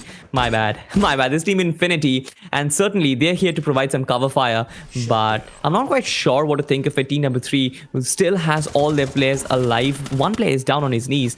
But Tanya, what do you think is going to happen? What do you think? Will you think Team number 3 is going to come out of this weird situation they're in? I don't think Team Infinity is going to make it so easy for them, having a good spread out. One of the players, Santo, oh god, Santo also gets knocked up. Now it is only Nobin and Kingsman who have to make sure in some way. It is a third party who made sure that the team doesn't enter so easily, but still there's few players remaining for the team, not so early on, and now gradually Kingsman also decides to take a fall back and support his teammate. Over there, only 1 player remaining, Spartan. He has to race it out for sure, covering with cocoons of blue walls and into the small shed. It is not going to be very easy entry for him against them, which Kingsman and Nobin are going to be very difficult players, are going to make his life difficult to enter the zone. Absolutely. Moving inside the circle is going to be a death trap for all of them. There can be a bloodbath. Anything can happen from here on. But then, such an open stretch of land, Tanya. Nobin as well as Kingsman, they try and cover it on foot. They do have glue walls to work with. But now, I guess, the call of the hour is take down Electro. And they did that. 1 shot onto the head. And Saf is on the ground. He is in the graveyard right now because he is resting in peace. At the moment, we still have 9 players alive in the server. And 5 teams are still left. Santa Catarina is the fortress of this team. That is going to be Team Riot with 8 kills already. We haven't seen this team Riot, after they got their first squad wipe.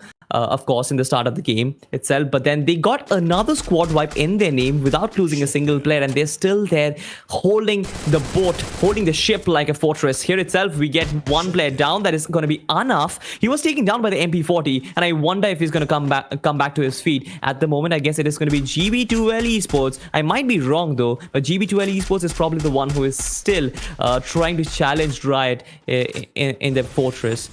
Yeah, absolutely. Both of the team did get one booyah each, and over here, there's a split strategy coming from Team Riot over here. How are they going to advance is also going to be a very big question. Kingsman with 2 kills. They're not into the safe zone though, but still, they have a very good position. To be honest, they can still get some kills and gradually, sneakingly enter within the zone. Are they going to manage to enter the zone, or it is going to be difficult because against them, it is Team Riot who are holding on to the rocket ship so easily, and a salty ice. What I exactly named this rocket ship, it is a rocket ship with the rocket fate. So sometimes even when you hold into the circle, the ships make sure, because you don't have a good cover, you have a small cubbies to hide onto. But somewhere, Absolutely. Wreckage ship with a wreckage fate. That is a good way to name a place. To be honest, I didn't really think about it, but certainly that you have said about it, I guess this kind of makes sense. Wreckage ship with a wreckage face, but nonetheless, in the final fight, we didn't even see a fight going on because Team Infinity they had to surrender themselves to a Fate team. Right, they were having a gala time inside the circle because they built up this virtual fortress out of that wreckage ship. They had 2 squad wipes to their name. They didn't really lose a single player. This looks like Team Riot is having a role today because after the first match, that was their first booyah. They get their second booyah with almost 8 kills, which is a very, very good performance. I'm not quite sure if they're going to continue it, but certainly I would want to look at the replays and look how these guys have been managing to do this. yeah, absolutely. The Riots are going to make us feel even better because Team Riot was the only team who did go through the first land and fight, and yes, they eliminated the team within a snap of a minute. To be honest, because they are totally rushed in, got 2 kills, and then continued shooting and all, and then gradually the team got eliminated, which is Team XV. So over here they got with 4 kills and then advanced towards the center of the circle. But then we had to see the fight coming from GBTL Duck, where it was one team. I don't know what for, the player was a little lost somewhere, or what, they had some different strategies running in their mind. To be honest, somewhere they did confirm the 2 kills, and then again the teams did manage to survive from there. They did go to the escape zone, but then they gradually entered the zone over there and then got eliminated very easily. True. This was the moment when Lightout went all out trying to confirm a single knock that he secured out of this entire fight. It was pretty sad because he was destined for death. And even with his destiny, he still managed to get a kill for himself and take another player down along with him. This was Bilal, and he instantly got shut down by Team LMC. I wonder where Team LMC is though in the points table, because good performances have been coming in from this team over a long period of time since the first day itself, but they haven't really been managing themselves to secure a place in the first or the second position in the points table. So that is something which we have to look out for. Team Eclipse once again not really showing up today. This fight was pretty intense, right? We got to see how Team Cyanide was just pinned down in a corner. They had nowhere to go with the glue walls as well as the blue zone coming in. They were absolutely taken down. And I mean, even the fact that Team Infinity lost a single player in that fight, it just goes to show how Team Cyanide managed to get managed to break out from that position. But the final fight had nothing really in it. The moment I saw the circle and I saw that Riot is the only team that is capturing the wreckage ship, I kind of got to think that, all right, this is the team that is probably going to win, because there's no way you can counter a stronghold on a wreckage ship, especially when the circle is favoring you and there's no team nearby, because there's so much open ground. Think about it, Tanya. When teams, even if they try and charge in towards you, how are they going to do it? They will probably place a few blue walls, but how many? Yeah, and the best part is they got a split of 2 because they were not exactly sure from where the players might enter. So advantage of numbers definitely gave them a little bit of more plus, because they were not expecting the teammates to just run through. They were trying to find it out, but somewhere the advantage went through, and the players got in quite too easily, to be honest, and they got spotted, eliminated. It was an easy booyah compared to the previous ones, because we did see the first booyah coming. It was a little bit more like you have to give efforts to win it. it, and this one it was effortless booyah. Absolutely effortless booyah, something which we got to see about Team Agent EXP because yesterday they were on point with their performance. Today itself, it is Team Riot. Even though I wouldn't like to scale the two performances together because Team Agent, they won 4 back-to-back booyahs yesterday, and that is like on a different level. Team Riot did win 2 games out of the 3. We'll have to see if they can win more though. Like we have to see if they can break the record with 5 booyahs, maybe if they can win the rest of the games that remains. But I guess that is too much to ask for at this moment. Yeah, that is too much to ask for. But yes, there's one more story cooking because we are talking about it. I want this team to compete against Team Agent because we did see the day. Yeah, League Day 2 was definitely to hats off to Team Agents. So Team Riots might follow it out or might not. But yes, if there's any team I count as equal as Team Agents, it is going to be Team Riot. It is their right performing. I mean, they deserve the way they play. They are playing it so beautiful. With that, let's head towards the scoreboard, which is just around the corner, and it'll be on your screen right around here. And yes, Team Riot is on one on the leaderboard with 2 booyahs and 50 points. Followed to them is Team GB2L with 1 booyah and 40 points, and on 3 it is Team Infinity with 37 points. So difference is not too huge. It can be catched up with certain amount of kills and holding on if you hold on to a little bit more than longer. Absolutely. But then the audience, they have to remember this as well that these teams, this points table, this does not matter after the day's games end because all of these points, all of these placements are going to be converted into league points. And that is where the real deal begins. These teams, they're fighting against teams from their own group and not against the other groups. So teams from Group C, even if they don't find themselves at the very top, I guess Team Riot is from Group C or probably Group I might be pretty confused about that. But nonetheless, I guess if Team Riot is fighting in Group C and find themselves at the very top, it doesn't really mean that teams from Group A aren't really doing well because they're doing the same thing as well. Yeah, absolutely. They are doing the same thing as well, and I definitely want the best performance because, to be honest, these are the teams that make our day. Their performance, their play, their kills, it is all about them. They are the priority because they are definitely giving us so much of time, and with all the hard works and efforts that are definitely spotted on the screen.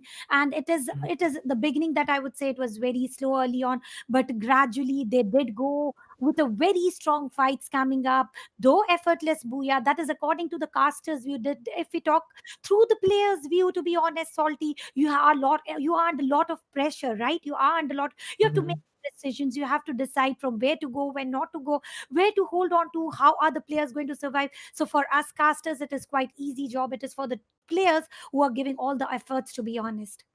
That is true. That is true. Absolutely. They're giving countless hours of the game, and that is the reason why they're performing there.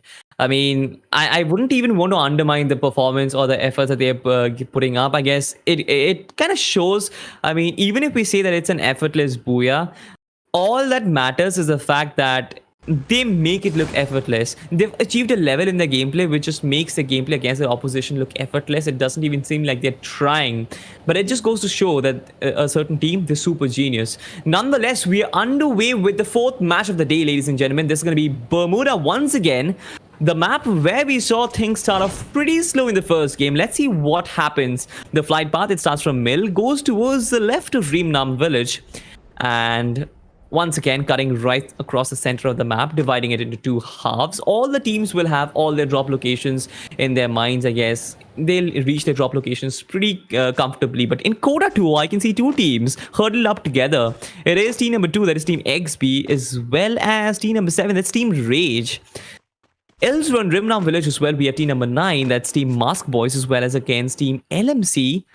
And this fight in Rimnam Village, Tanya, this can be really bad because we know Rimnam Village, once you enter the position, once you enter the water area, water part of it, I mean, there's not many ways you can actually go out of it. And once you got in the fight, you have to take it. There's no way of falling back. Yeah, there's no way you're falling back. And over here, I always go that which team is heading for the highest resource zone, and it is only one team, which is going to be Team Rage. So now they have conquered full of Sentosa, best of loots, and the spread out is quite too wide. I think it is going to be Bermuda once again, a very passive game.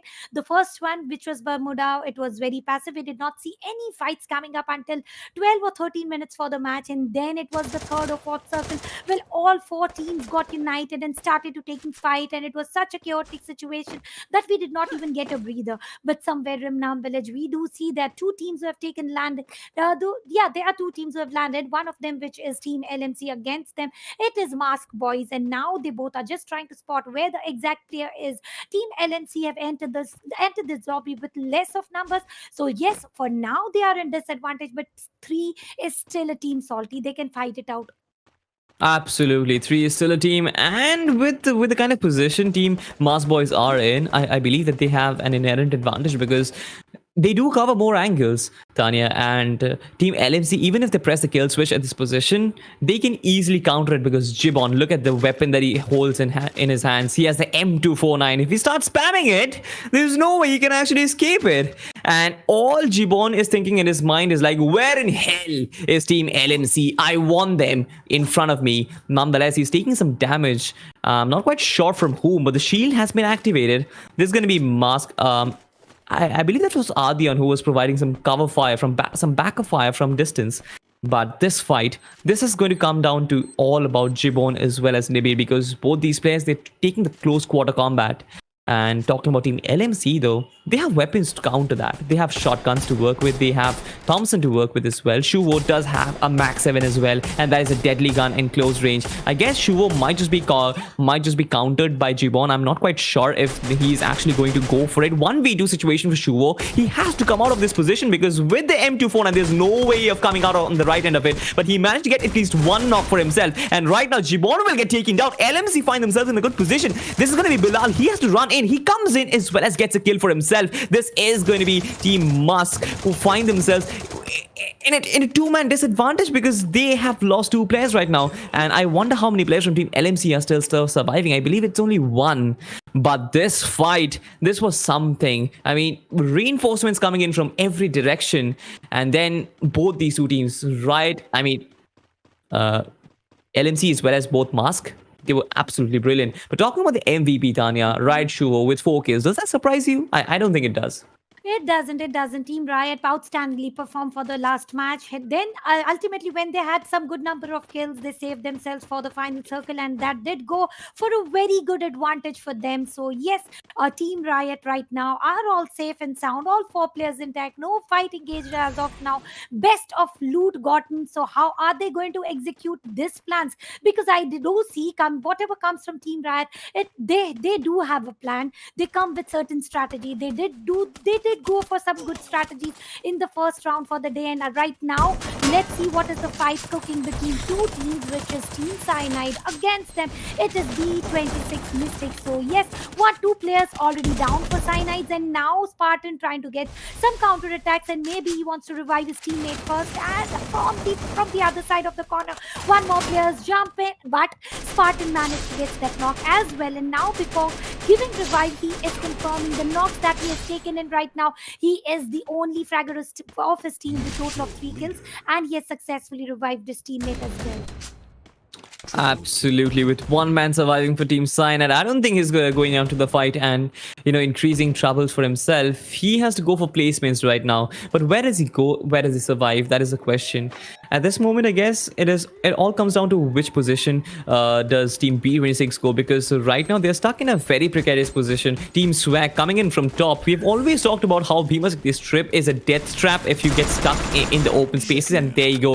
Dagot rushes in, takes down the last surviving player from Team B26, and I mean all their efforts in taking the fight just goes down the drain, because this is an area where you just have to hold. Like, according to my ideology, B-Masik Strip is a good area if you land, loot, and hold peacefully. This is not a place where you can really, make a fuss in, or you can really fight, because once you get stuck, once you get spotted from those hills, it is just so difficult to hold. And especially if you get spotted in an open space, you'll get gunned down in no time. Yeah, you can get gunned down in no time and peak where already one team is already joined in, and now it is Team Riot who wants to make sure that it is never too easy. And it is the first fight that was in Kalahari. It was against Riot versus Team XB. Are Team XB going to head for the revenge for the previous match, or once again are they going to get easily eliminated? So over here, Arnav with his weapons ready, he wants to make sure he gets the best knocks possible. But this time, I see some strategy cooking as well from Team XB. They are going it very slow. They are trying to spot as easy as consistent because they don't want to lose it so early. Absolutely. Peak has always been the place where a lot of fights go on. I believe that team number 2, that is Team XP, they're holding double balcony compound. And this is one compound that we always talk about. Holding it is pretty easy because, I mean, the kind of space it gives you to make your play, it's just outrageous. Invading this compound is just so much more difficult because Team Riot, they have to work double hard to invade this compound as well as take it from Team XP's control. At the moment, I feel that Team XP, they're pretty comfortable because Team Riot, they understand that it's not going to be easy trying to chase Team XP down and take them out of this particular compound.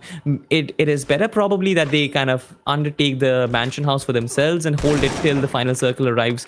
Talking about the circle, I still am I still wonder where the circle is headed at the moment because I haven't got the opportunity to see it once as of yet. This is going to be Team GB2L. And they're going up against in a fight against team number 12. That's going to be Team Swag. This is once again happening in Bhima Shakti Strip, mind you. And we said that holding compounds in Bhima Shakti Strip, it's very difficult.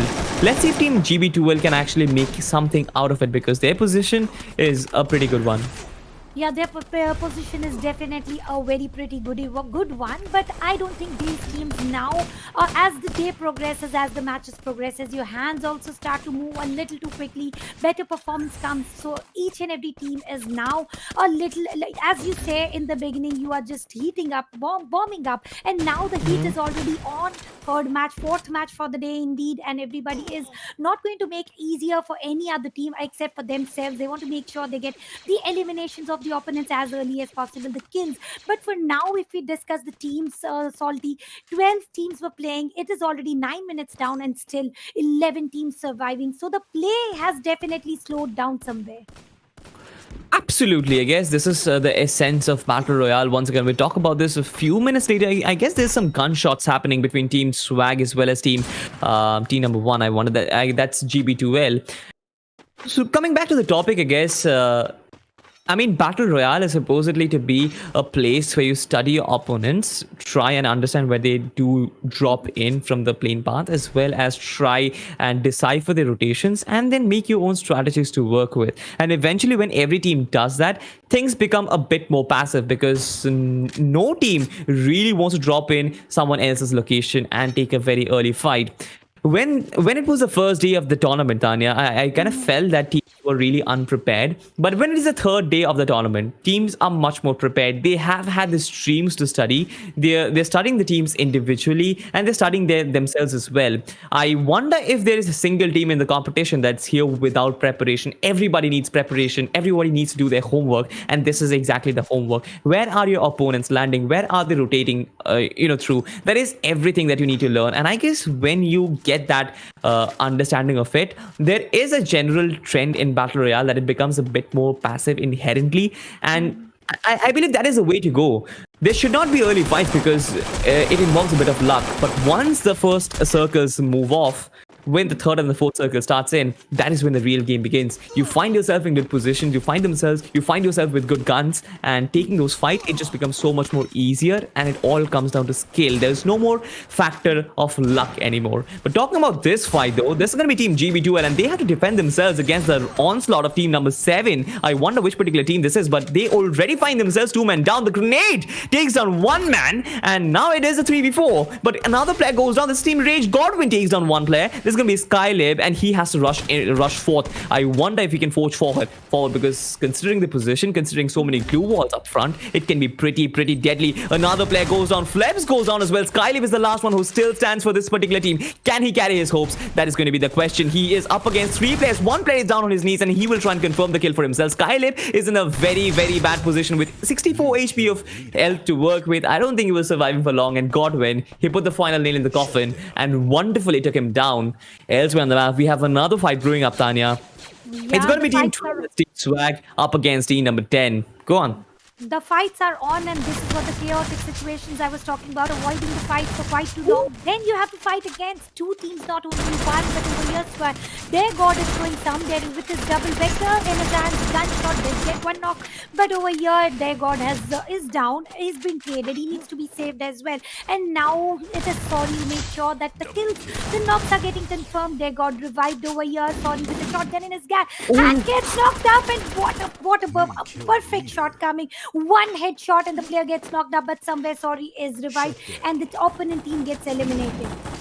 Absolutely, the opponent team gets eliminated. Team XB, though, find themselves in a very bad situation. After eliminating GB2L, they were onslaughted by Team Riot, and Team Riot made sure that there's no casualties on their team, because this team has been an army by themselves. They're invading our position and they're taking them down. They make sure that they do not lose a single player, but make sure that the opponent team, they completely wiped off the server. There's no sign of them left, and that is absolutely what they're doing. They completely clean sweep Team XP out of the server, and right now I believe I wonder how many kills do they have currently, but the kind of position that they're holding, they can hold it on for a very long time right now. This is Team Rage once again, and with 4 kills at the moment, they will have to try and enter the circle. Up front, they'll find themselves up against team number 12, that I believe is going to be Team Swag, but it's not going to be easy for them. Godwin has been the player with 4 kills. No one else could actually chip in, but I'm pretty sure of it that everyone has had their contributions. It's not just Godwin who has been doing all the job all by himself. I guess he definitely has been hitting the final shots, but it is a contribution of all the 4 players that lead to a successful team.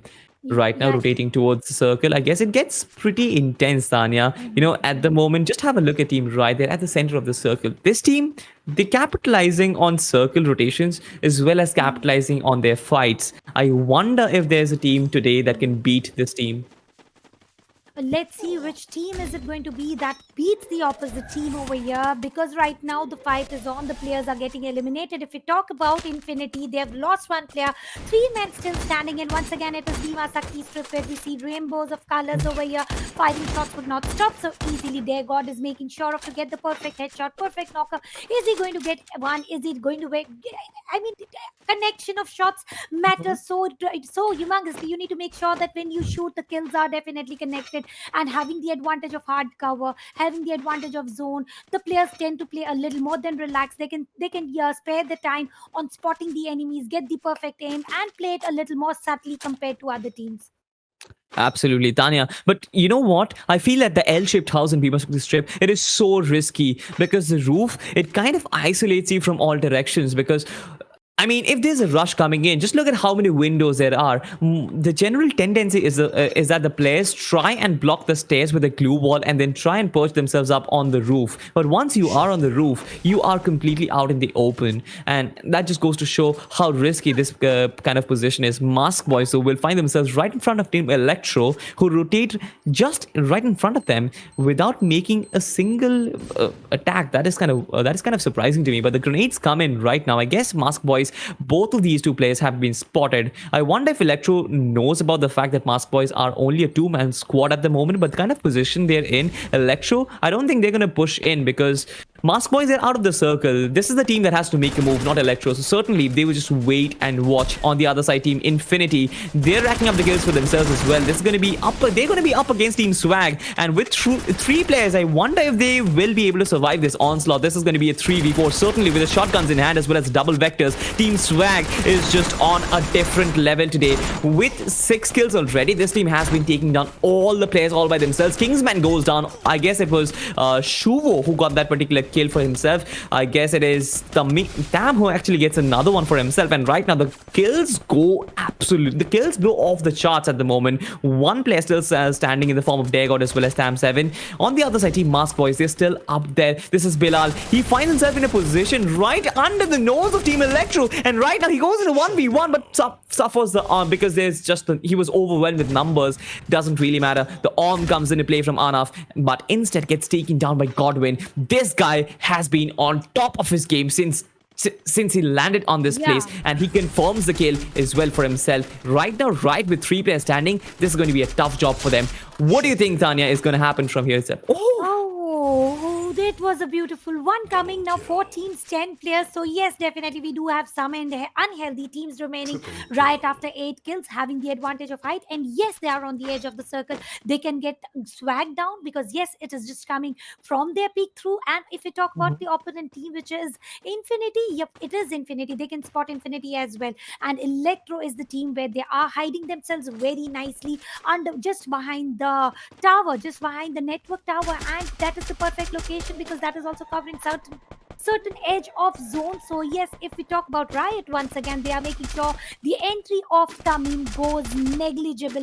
Tamim does get some damage, but then the teammates does give some treatment somewhere. They are starting to lose the players, and Electro, who are holding for quite too long, are spotted very easily. Maruf is making sure of nobody enters very quickly, and he does give some damage from here on. What do you think, Salty? Alvi is going to go through, or he'll hold on to behind the glue wall?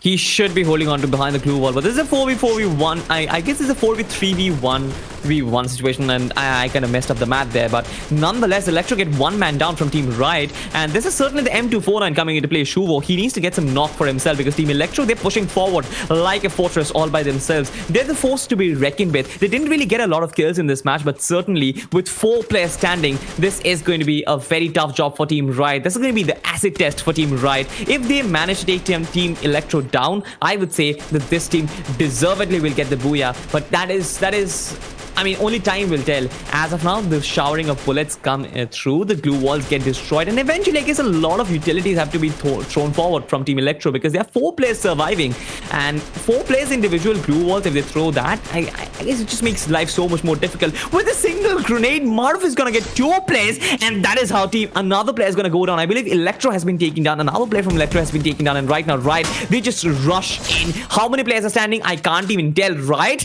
There's the one who is still standing. They're the last one standing, and they just completely flushed down everyone. I mean, there were 3 teams out there in the final circle. Electro, they find themselves in a very weird spot in between glue walls, but something which I really liked about the fact that they never pressed their foot away from the gas.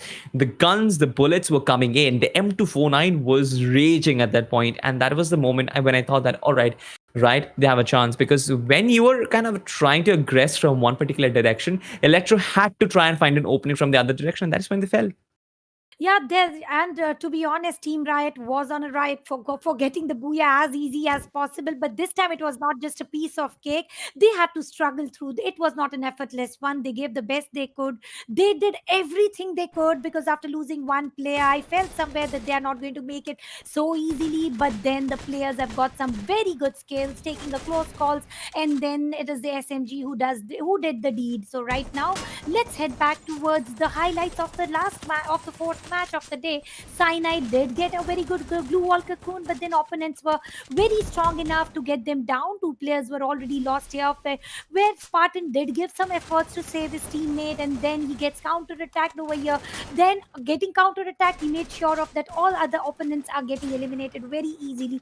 And then on the other side of the map, GB2L did take a fight against a Team Rage. So over here, GB2L, after losing 1 player, they did go for back foot, and Team Rage made sure of that they don't go back foot. Indeed, we eliminate them very easily. Sky, using the inhalers, did try to escape, which was never too easy for him. It was a 1v1 situation where he went for the 1 confirmation, left for his team, and yes, he did go through, but then team support pops in, and he got eliminated as well. Team Rage played really well, especially the guy Godwin. He has been in top form since game one, and he's showing that once again. Team Swag is another team that had a really good outing in this particular match itself. The fight against this team, that is, I believe this is Team GB2L, it was just absolutely brilliant. Even though Sorry 9 did find himself knocked, but it didn't really matter because the reinforcements came in. This was Team B26, pardon me for that. But the fight, I mean, Team Swag, they completely dominated every fight they kind of undertook. I wonder which particular team won in this one though. Team Infinity up against Team Swag.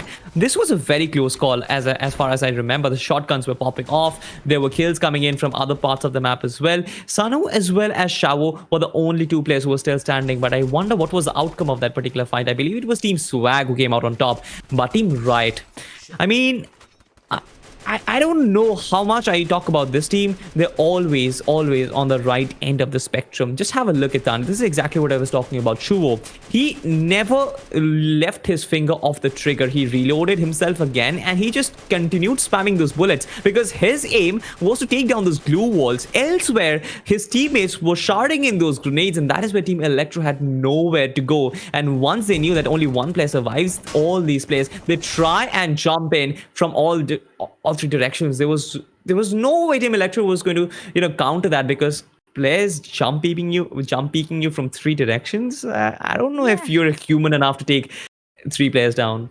Yeah, you can't. So somewhere she was spamming of the bullets and eliminating as many glue walls possible. It was a teamwork, to be honest. It is never, as you mentioned during the gameplay, it is never one player who bags away all the kills. It is all the teamwork that does. So yes, somewhere the numbers are higher for one teammate, but it cannot be done without your other teammates. So somewhere Shuo did the same efforts, showed the same efforts, and this efforts paid them a booyah. Yes, it was a perfect one with lots of efforts, with lots of hard work, zone prediction on point, kills uncountable as always, 8 plus going once again. So I think it is going to be Team Riot once again, or for the man of the match for next for the next match for sure. But heading towards next match, it is the time for a break. But guys, stay tuned. You still have 2 matches to go. We'll be right back in some time.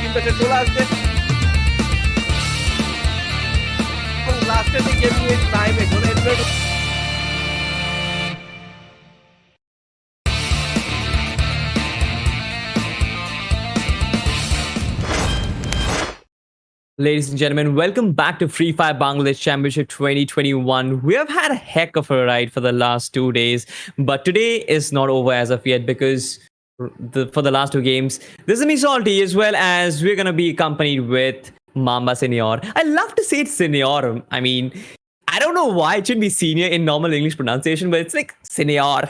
It just gives it a vibe to it. Senor is a Spanish word.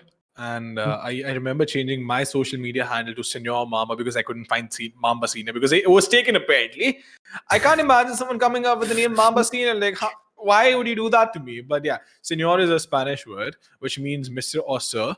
And so I was trying to learn Spanish in the middle, but did not really follow through with it. But obviously, at some point, I'll try and do that. But of course, we're gonna have a look at the map recap over here and see which teams have pulled off all the booyahs over here. So you have Riot. Of course, getting 3 booyahs, which is a massive surprise. Salty. I wasn't sure. I wasn't aware that they actually got the booyah in the 4th one as well. I mean, they definitely did, and they did it in style. I wouldn't really say that this is a team that is reminiscent of Team Agent EXP from yesterday, but certainly they look very familiar. The way they have been going about the game is just so good. I can't even make sure that they're going to tie up the record of 4 booyahs in a single day or probably even 5. You can't even guarantee that. But this team, right, they're prioritizing circle over kills, and that is something which is really making them stand out. Well, as long as you're on the top of the table, it doesn't really matter what you prioritize, kills or placement points or just having fun. Because at the end of the day, all that matters is the points that you have, the league points that you have. Mm-hmm. So as long as you're doing a good job at that, I think it's all well and good. But of course, we're going to have a look at the game first because the game is about to go live. So let's hop right into it. And of course, Purgatory is one of those maps where unexpected things happen. And for me, I feel that this map can be a lot more aggressive, but we've seen teams to take a very passive stance on this. Absolutely, I guess. With things are supposed to change, just like it changed my spectacles from the first 2 days, teams have also come in well prepared, I guess. They came in prepared with the opponent team's drop locations, and right now we saw how passive the games have been starting. There is no early game fight as such. I didn't really see that in the first game. I didn't really see that in the second game as well. But I mean, things have been really going good for a lot of different teams out there. Things are definitely been going different for a lot of the teams out there. That is true. And you know, the issue is that there was a lot of unexpected things that could have happened, and they did actually happen as well. And not a lot of baseline to start off with, because you've not seen these teams play so much at the highest level. And trust me, I've been mentioning this, I've been raving this, but it does add a different layer of pressure, and it's something that definitely affects the outcome of the game as well. So it's something that, you know, players get used to it, usually take a while. But of course, we're going to see some diamonds shine out of this because, hey man, the competition is really fierce. And of course, the format is even more grueling. Absolutely. You know what, like the image of these teams in my head, it's like a blank canvas. And the image that they're going to paint, there's no like previous outcomes or previous results that I have taken care of. All these teams, they've had to kind of restart and refresh themselves because this is the biggest stage of them all, and none of these teams have performed it there as well. We seem to have an early fight though. Not gruel, it's an early brawl, but nonetheless, team B26 up against, I believe this is Team Cyanide. And talking about cyanide, I guess it is a chemical that destroys anything in its path. Even though I was kind of weak in chemistry, I kind of improvised on that. But nonetheless, B26, they have the scar in hand. I'm not quite sure if they're going to take shots with it because this doesn't really deal a lot of damage in long range. But team number 11, Team B26, the kind of position they're in, I don't think that Mamba, they're kind of trying to rush in or try and get those kills. I'm not sure if they're going to rush in or not, but at this point, talking about not dealing a lot of damage, look at this. The Shawz is going ham with the M16, and he's going to find an off for himself. He's actually going to finish the player as well, getting the first blood. And B26 starting off or you could probably say off to a flying start, because hey man, the B-26 bomber was an airplane. Yeah, I mean, pun intended. I'm not quite sure if they're playing themselves. I'm not quite sure if they're playing themselves, but certainly they're off to a flying start. I mean, look at team number 3. They had one player, the last guy. When there was a race in our school, everyone fears of coming last, and I guess that one player who came last in this race from team number 3, he was the one who got killed. I'm not quite sure if that is something that should happen. Running speed is something which is really important in Free Fire. If you can run away faster than your teammates get taken down. If you run slower, you're the one who's gonna get taken down. That is true. If you run slow, you're gonna get taken down, and there's no doubt about that. But look at Rage though. They're playing pretty aggressive. They're waiting it out. They are expecting some sort of contact. Rohan with the dual vectors, of course, the vector Kimbo, which is incredible at shedding your opponents at short ranges, and if used correctly, you can take down an entire squad in no time. So he's just going to wait it out. He's going to hug the wall to make sure that he does not get spotted. And even if he does get spotted, he does not take any damage. So pretty smart coming in from his behalf. But the problem is that he's way too close. And the enemy team is being engaged. We have Electro being engaged over there. But is he going to push in? Is he going to go in, though? That is the question. I guess that player was a scout for the team. He was trying to scout out the compound right in front of him and trying to clear it out for his team. Rohan, he's still at the same position. So he's, I guess, trying to analyze the footsteps inside the house. And now that most of the players from team number 5, that's Team Electro, they've moved out of the house, I believe that he's going to give the call that, all right, guys, this house, it is for us right now. But there is still a player, though. There is still a player who is still holding the compound, I believe. And that is going to cause some problems for Team Rage, because Team Rage, they're completely out in the open. They hurtled up behind one single rock. And I don't know what to think of it, but this is certainly not a very good position. If they get spotted by a third-party team, they can get wiped out in no time. They can definitely get wiped out in no time. There's no doubt about that. But then again, Team Rage is making sure they're not overcommitting. They're not taking fights which are not necessary, but aggressive at the same time. But also, let's have a look at the scoreboard. Team Riot on top with 74 points, Infinity behind them. In 2 games, 26 points again. It's actually quite possible Team Riot could walk away with 4 booyahs, and you know what? They are going to equalize the record of, I think it was Team Agent yesterday. Yep. It was Team Agent with, if I'm not wrong, 112 points from the 6th game that they played. That was like pretty amazing. But getting so many points from the last 2 games, it's quite an ask. I guess they need to get 2 booyahs to make that count. Team Riot, though, this is not a team that actually goes in hammering dogs against their opposition with their weapons. This is a team that really plays it calm and composed. And I really like this approach from this particular team. And I mean, have a look. This is a team that is a prime example of Free Fire, how it should be played, right? You prioritize position, you get into good positions, right? And you get the kills as a result of it. Talking about the man of the match, it makes no sense. I mean, everyone knew it, right? Shuvo with 6 kills, he was the guy with the M249, and he's this guy as well. I mean, when you talk about the guy from Team Riot, it's going to be Shuvo. He's the guy. He's the man. The word you're looking for is the man, my boy. He's the man. And of course, he's been playing really well as well. And that's the reason why he's the MVP. We saw him perform the first game as well. He's been performing overall for his team. And that's a great thing. Sure, when one of your players is performing, but you also got to make sure that you don't become overly dependent on him. Because that becomes a problem. Because the day he has a slump, or the day he has a bad game, or a couple of bad games, you're going to be left with nothing else but your pants in your hand. And it's just how it is, man. Because I would have definitely wanted to use a different metaphor, but of course, we can't go there. But TXB going up. Oh, look at that though. Ali not taking anything from the opposition, using his shield, making sure that he does enough damage. He dishes out enough damage with Arthur coming in, if I'm not mistaken. Yep, Arthur coming in, getting the final knock, and the nade is going to go in, which isn't going to do any damage because there's a tree in the middle. And I'm quite sure that they realize that as well. But Arthur, he's going to go in and he's going to take that damage. He knew, you know what he did over there? He had Reaper bullets. He just took 2 shots and he knew there's going to be more damage, a lot of follow-up damage happening. They don't want to waste bullets. So efficiency, I like that.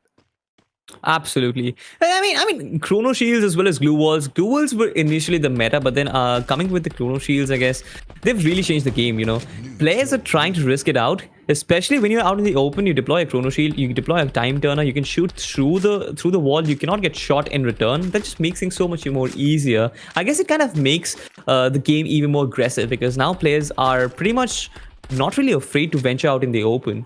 Talking about venturing out in the open, Flips did that and he's suffering at the moment. Kingsman will try and confirm the kill. He will eventually confirm the kill for himself, and now only one player survives from team number 1. Yep, only one player survives from team number 1, but look at that though. Santo is not going to take anything from the opposition either. He wants to make sure that he stays alive, but we have Siam on the flank. He's actually... Wait, what? Is he actually going in for the flank? Yeah. The marbles on this man, it's incredible to see the kind of confidence he has, and he definitely uses his shield, but he's going to go around again. He's trying to rotate, but I don't think this is a very smart move unless his team is start pushing in as well, which is going to happen. And Noble, look at him, he wants to have a piece of that kick, and he's going to go around the corner, jumps across the rock, and does get that frag for himself. He was like, you know what, boys, this is my kill. You know what, I'm not going to let you guys steal it. I'm going to walk in with that shotgun, and I'm going to steal it from all of you. You actually mentioned it pretty rightly. There was a point when I thought that this kill was not even a kill for this team anymore. It was personal kills. It was like all these players are fighting for, all right, I'm going to be the kill leader in this particular match. I'm going to go kill this guy because it was 1v4. Team Infinity, they were so confident. One man went for a flank. The other player went for an overlap. There was everything happening in. And certainly they did confirm the kill. And with 4 kills in their bag already, this is a good start for this particular team. I guess... we've probably eliminated a single team itself. We still have 11 teams to work with. 42 players are on board. So 2 more kills apart from a squad wipe. I think this is pretty decent. I guess this is something which you would call a passive start of the game, considering that we have spent almost 10 minutes. Yep. But, you know, here's the thing. Today, the matches have been pretty passive. They've been pretty mellow in the start. Not like yesterday where we saw an all-out brawl, and there were games where I think there were only 20 players alive 7 minutes in, and the first game today, literally 0 players eliminated in the first 7 minutes. So it's been quite a ride. We've definitely seen the entire spectrum that teams can play aggressive, they can play passive as well if the need be, and that's a good thing. That's a good thing because having restraint is actually more difficult than playing aggressive. Playing aggressive, all you got to do is go and try and find the frags. That is what everyone loves because. Whenever you start a game, right? You take any sport. You take Free Fire, for example. You want to go out and get kills. If you play cricket, you want to hit every ball out of the park. But that's not how it works. You're gonna play it the correct way as well, or at least not make a lot of mistakes, making sure that you have the advantage, you have the upper hand, and play that way. And that requires a lot of patience. That requires a lot of temperament as well. And it's kind of nice to see that these teams have all of it. Absolutely. That is the reason why I guess players who make less mistakes are the ones who really succeed in test cricket. Nonetheless, there's going to be Team ECL, it's going to be Team Eclipse. They will try and move close towards, but I guess one player from team number 7, that is Team Rage, they have a grenade launcher. I thought that it was a grenade launcher, and if it is a grenade launcher, things can be pretty bad for Team Eclipse because they've lost one player already. Thornmoy is down on his knees, he's bleeding out, and he will bleed out to death. At the moment, this is the green signal for team number 7 to just rush in. Team Rage will try and overwhelm the opposition with numbers. Maru still trying to provide some sort of resistance. I wonder how much can he do so, because he instantly is going to get taken down by the Vector, and right now there's going to be Romjan, the final player who stands. Wouldn't really be able to survive the onslaught coming in from Team Rage. He was murdered out there, Mamba. Oh, he was definitely slaughtered out there. But Shorts, being super cool with his beard. And I remember mentioning this briefly yesterday as well. But of course, there's not a lot you can do about it if you don't have a grey beard unless you can bleach your face. But would definitely not recommend that, kids. Do not do that. But getting back to the game, TXB with 2 kills for themselves. Arthur and Hamim having 1 for each. And Baby Girl and Ali, I think even though they don't have the kills, they've been doing the work for the team, because I remember Ali was the one who initiated the fight and Arthur got that kill. So that's fair. As long as your team is alive, you have your 2 kills up. I think it's a fair start. Might be a slow start, sure, but it's a rock solid start. That's something that we all can agree upon. And we have Mask rotating over there. Okay, then Arnav is not going to win. He has a woodpeck. He wants to take those shots. He wants to have a piece of that kick. A lot of damage being dished out to... Woo! Wait a minute. You know what happened over there? It was the Republics. It was the Republics because of which he actually died there. Absolutely. I mean, I thought it was Team Swag who got the kill. I'm not quite sure. I guess he might be third parted as well. I'm not quite sure about that. But this is going to be a frenzy of kills over here, because right now in fields we have 4 teams huddled up together. Team number 8, that's going to be team right up close and personal with team 9, and there's going to be team number 2. I believe that's Team XB. So they're pretty close as well, and things can get pretty much heated up, Mamba. Once again, getting back to the topic, I guess you were talking about a lot of kills and a lot of players who contribute even without kills. I guess when it comes to the international stage, you'll hear a lot of discussions where we as a region, we kind of overly worship kills. Doesn't really matter which particular game. We don't really encourage support players and the ones who have other roles apart from getting kills. We're the ones who are always trying to rave about the ones who are the entry fraggers, who are the real fraggers in the team. But that's not it. A team is not just made of fraggers. It is a composed unit as a whole. That is true. But, you know, that's the thing, right? Flashy plays are always going to be entertaining. People are always going to love it. I mean, even me as a caster, I would love it. I understand the nuances of the game, and that's why, you know, sometimes when I see the support player shine or the entry fragger shine, I get really, really happy. But in the meantime, look at Ali. He doesn't want to stop. I think he's taken it too hard that he did not have a frag when I mentioned it. So gets the first frag. Might try and get the second one as well. This nade. Oh! I thought he actually spun that nade, but which is of course not possible. It was because of the hill and the gradient of it. But INF in the meantime, they have 6 kills for themselves, which is quite interesting. And Kingsman with 2, Nobu and Santo all pretty much, you know, having the equal amount of kills. But the zone's closing in now, and this is where things start getting really, really ugly for all of these teams. And if you've noticed, 10 teams alive, 10 teams and 28 players alive, which is on an average 2.8 players per team. But if you talk about P26, they have 4 players alive, all 4 of them, and they are going to have an upper hand, making sure. Look at this, 1, 2, 3, from 4 teams battling it out over there towards the edge of the zone, and 1 team being eliminated. We do have B26 still trying to make sure they hold the line and are trying to get all the kills they can, but Arthur is going to get eliminated. B26 definitely holding the line and slaughtering all the players trying to come inside the circle. This is gatekeeping personified. I guess they took down 3 or 4 teams. I'm not quite sure if they get so many kills for themselves, but certainly they did take down 1 team. That was Team XP. Team Electro has been shut down as well. We saw 10 teams and 28 players. In a snap of a finger, this is generally why we call it the Thanos circle. In the snap of a finger, we come back to 7 teams and 19 players, and that just makes this game so much more interesting. This is Team Cyanide. Once again, they'll confirm a kill for themselves. They're up against Team Rage, who is definitely having a low ground for themselves, but they are on the right side of the circle. Certainly, they will have to cover a much lesser distance as compared to Team Cyanide. I wonder what Team Cyanide is going to do right now, because the entire fight is going to happen in a very open space, Mama, and all you have to resort to is your glue walls as well as your shield. I wonder how well all these teams are going to do it.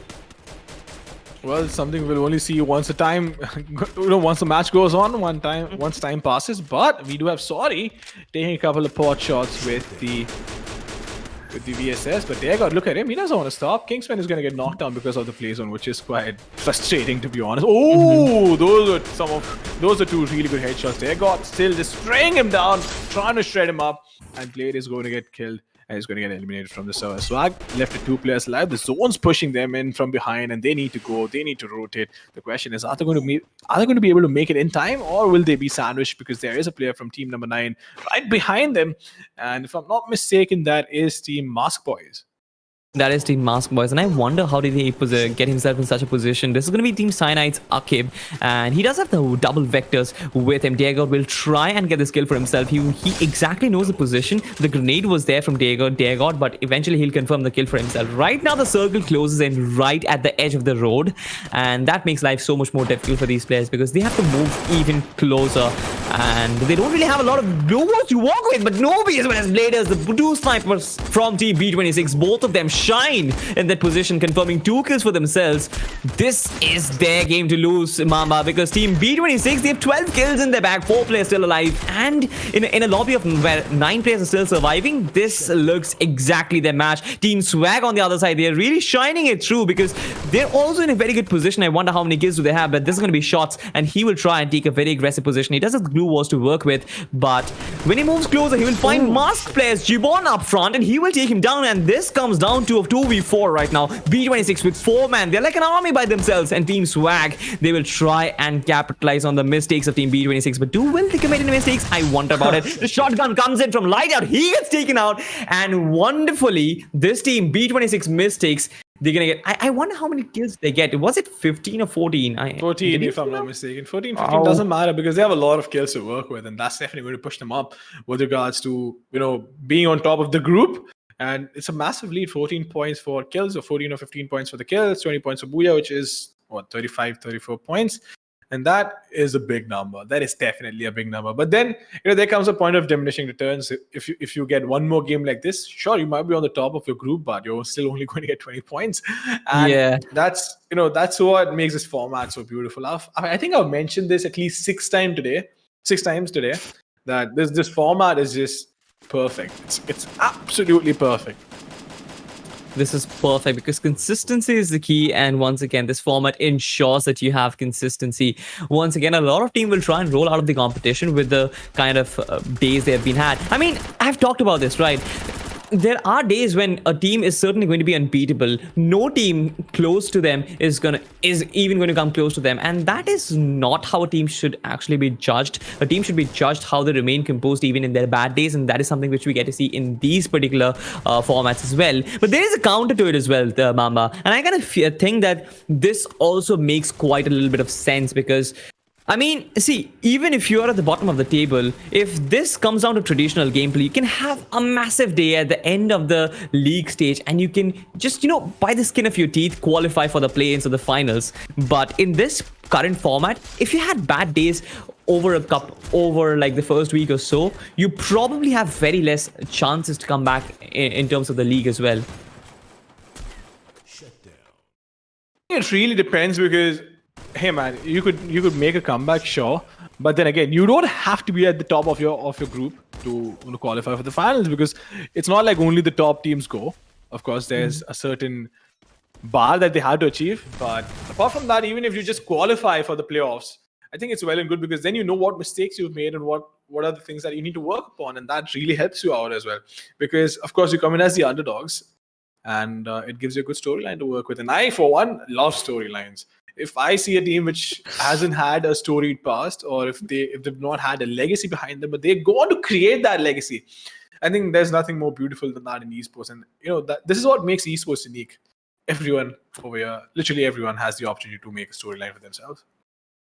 Absolutely. And I guess it goes hand to hand with Bangladesh as well. I remember, I'm not quite sure if it was 2015 or 2017, Bangladesh defeated England to qualify for the World Cups, for the quarterfinals or the semifinals of the World Cup, Cricket World Cup. So yeah, I mean, there's a lot of cricket references, and also it was Bangladeshi references as well. So they'll understand what I'm talking about. What would be better is that they won the Under-19 World Cup as well. Yeah, absolutely. That is true. That is true, I guess.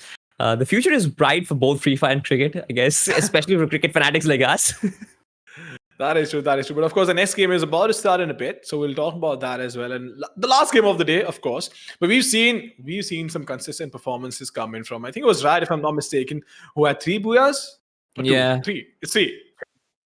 3. It's 3. So 3 booyahs in their favor, and it's incredible to see that teams have been able to dominate this much, given the fact that it's still a fairly new structure for them, of course, at the highest level. And it's a great thing because I love the fact when a team is walking into the unknown, but they still have the confidence and the ability to execute a plan and something that they worked upon. So I think that's really good. That's good for the scene. That's good for the players, and most importantly, that's entertaining for the viewers.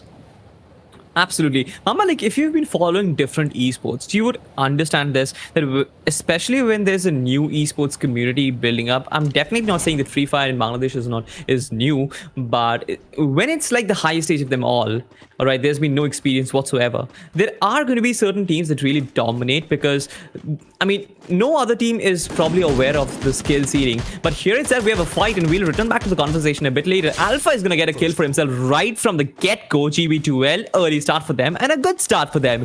And I wonder which team it was that lost a player. This is going to be Duck Cruz, and he's just going to walk past Rohan. He did get the kill, though his teammates ensured that he did get the kill, and his revive is going to come through. But once again, there's going to be a lot of fight. Team Rage is falling back, and I guess that is the good decision, provided the situation they're in. Yeah, but GB2L over here, they're off to a flying start. They have 2 kills for themselves. All the players alive, which is very important because, hey, you could get kills early on, but you're going to lose out on players. And that is not something that helps you towards the end. Having an extra pair of eyeballs, and of course, your team is to back you up, is something. Oh, that was quite unfortunate. Alpha, I'm not quite sure what the idea was over there, but he's going to lose out on his life. He's going to be finished over there. And the moment I praise GB2L a little bit, we call it the caster's curse, the commentator's curse. They lose out on a player. So this is exactly something I meant. Whoa! Plebs just being on his toes over there, but Pardon, he's going to be quite furious with himself because he walked right into the trap. I mean, he's going to be kicking himself for the way he got himself taken down with the Cruz. He's going to find Fireman, and he will probably confirm the kill for himself. In spite of the fact that Akib as well as Blade, both of them will try and get this particular player back up on his feet. But then team number 7, they're rushing in. I believe the 2 players, they're on their toes at the moment. Team Rage, they really want revenge at this point because they lost 2 players early on with the fight against Team GB2L, and right now they don't really have a lot to salvage apart from the fight against Team Cyanide. But as I say that, they fall back, and I guess that is a good decision. You should always go back for the placement because you never really know what can happen later on in the game. You might find yourself in a position where even with 2 players you can get a booyah or even the second position. So everything matters. Like if you've lost 2 players early on in the game, it doesn't really mean to just give up. That is true. If you lost on 2 players earlier on, do not give up because we've seen some insane clutches. I still remember in one of the tournaments I was casting, there was only 1 player alive and his team got eliminated at 12th or the 11th position, and he went on to clutch for his team and get his team. It was the 2nd position if I remember it correctly. So going on from position 11 or position 12 to the 2nd position all by yourself and carrying your entire team on your back, hey man, the least they could do is, give him a nice spar to make sure that his shoulders don't hurt a lot after carrying his entire team like that. Absolutely. I'm not really sure about the spa though, but they'll definitely. Yeah, I'd love it, man. If I was in this place, I would definitely call up my org and be like, "Hey, man, listen, I've carried my team today. Okay, I need a shoulder massage to say the least." That makes sense, to be honest, because I'm not quite sure, but you're not working out. Your shoulders have been getting weak. You definitely need to do some, I don't know, shoulder pull-ups, something like that. I forgot. You wanna one on me, bro? Yeah, those are called muscle ups. Let's go for it. There's a lot of banter when we cast together. That's the fun part of it, right? A lot of times our viewers don't realize that, hey man, the game is interesting. Of course, we talk about the game as well, but it's also important to have a little bit of fun, a little bit of banter. Absolutely. To make sure that when I do meet Salty at a LAN event, I scoop whoop him. I mean, I for the audience, I don't take responsibility if I just somersault. I mean, if I just, tombstone pile driver Mamba out there. But nonetheless, there's going to scoreboard out there. Team Riot with 79 points in the first place. TM Swag with 59 points in the second place. Infinity up close, pretty close with 56 points. I mean, battle has been pretty close, Mamba, today. And when there's a close battle in terms of the current standings, the league points, there's going to be a lot of contention for the first, second, and the third places. Yep. But look at Shaw Season. He's going to try and push, and he has an AK to work along with the Thompson, using the inhaler to make sure that he has some HP to survive over there. 131 points of health, and we do have a sniper. Shots going in, and Blades giving back up. Swag is going to lose out on a play, and that is important because the coordination on this team is so good. They had a plan, they executed it well, and Swari is actually going to fall to his death. He chose to deny that frag instead of just giving it away to the enemy team, and I think that's why. Oh, Bladers, are you kidding me?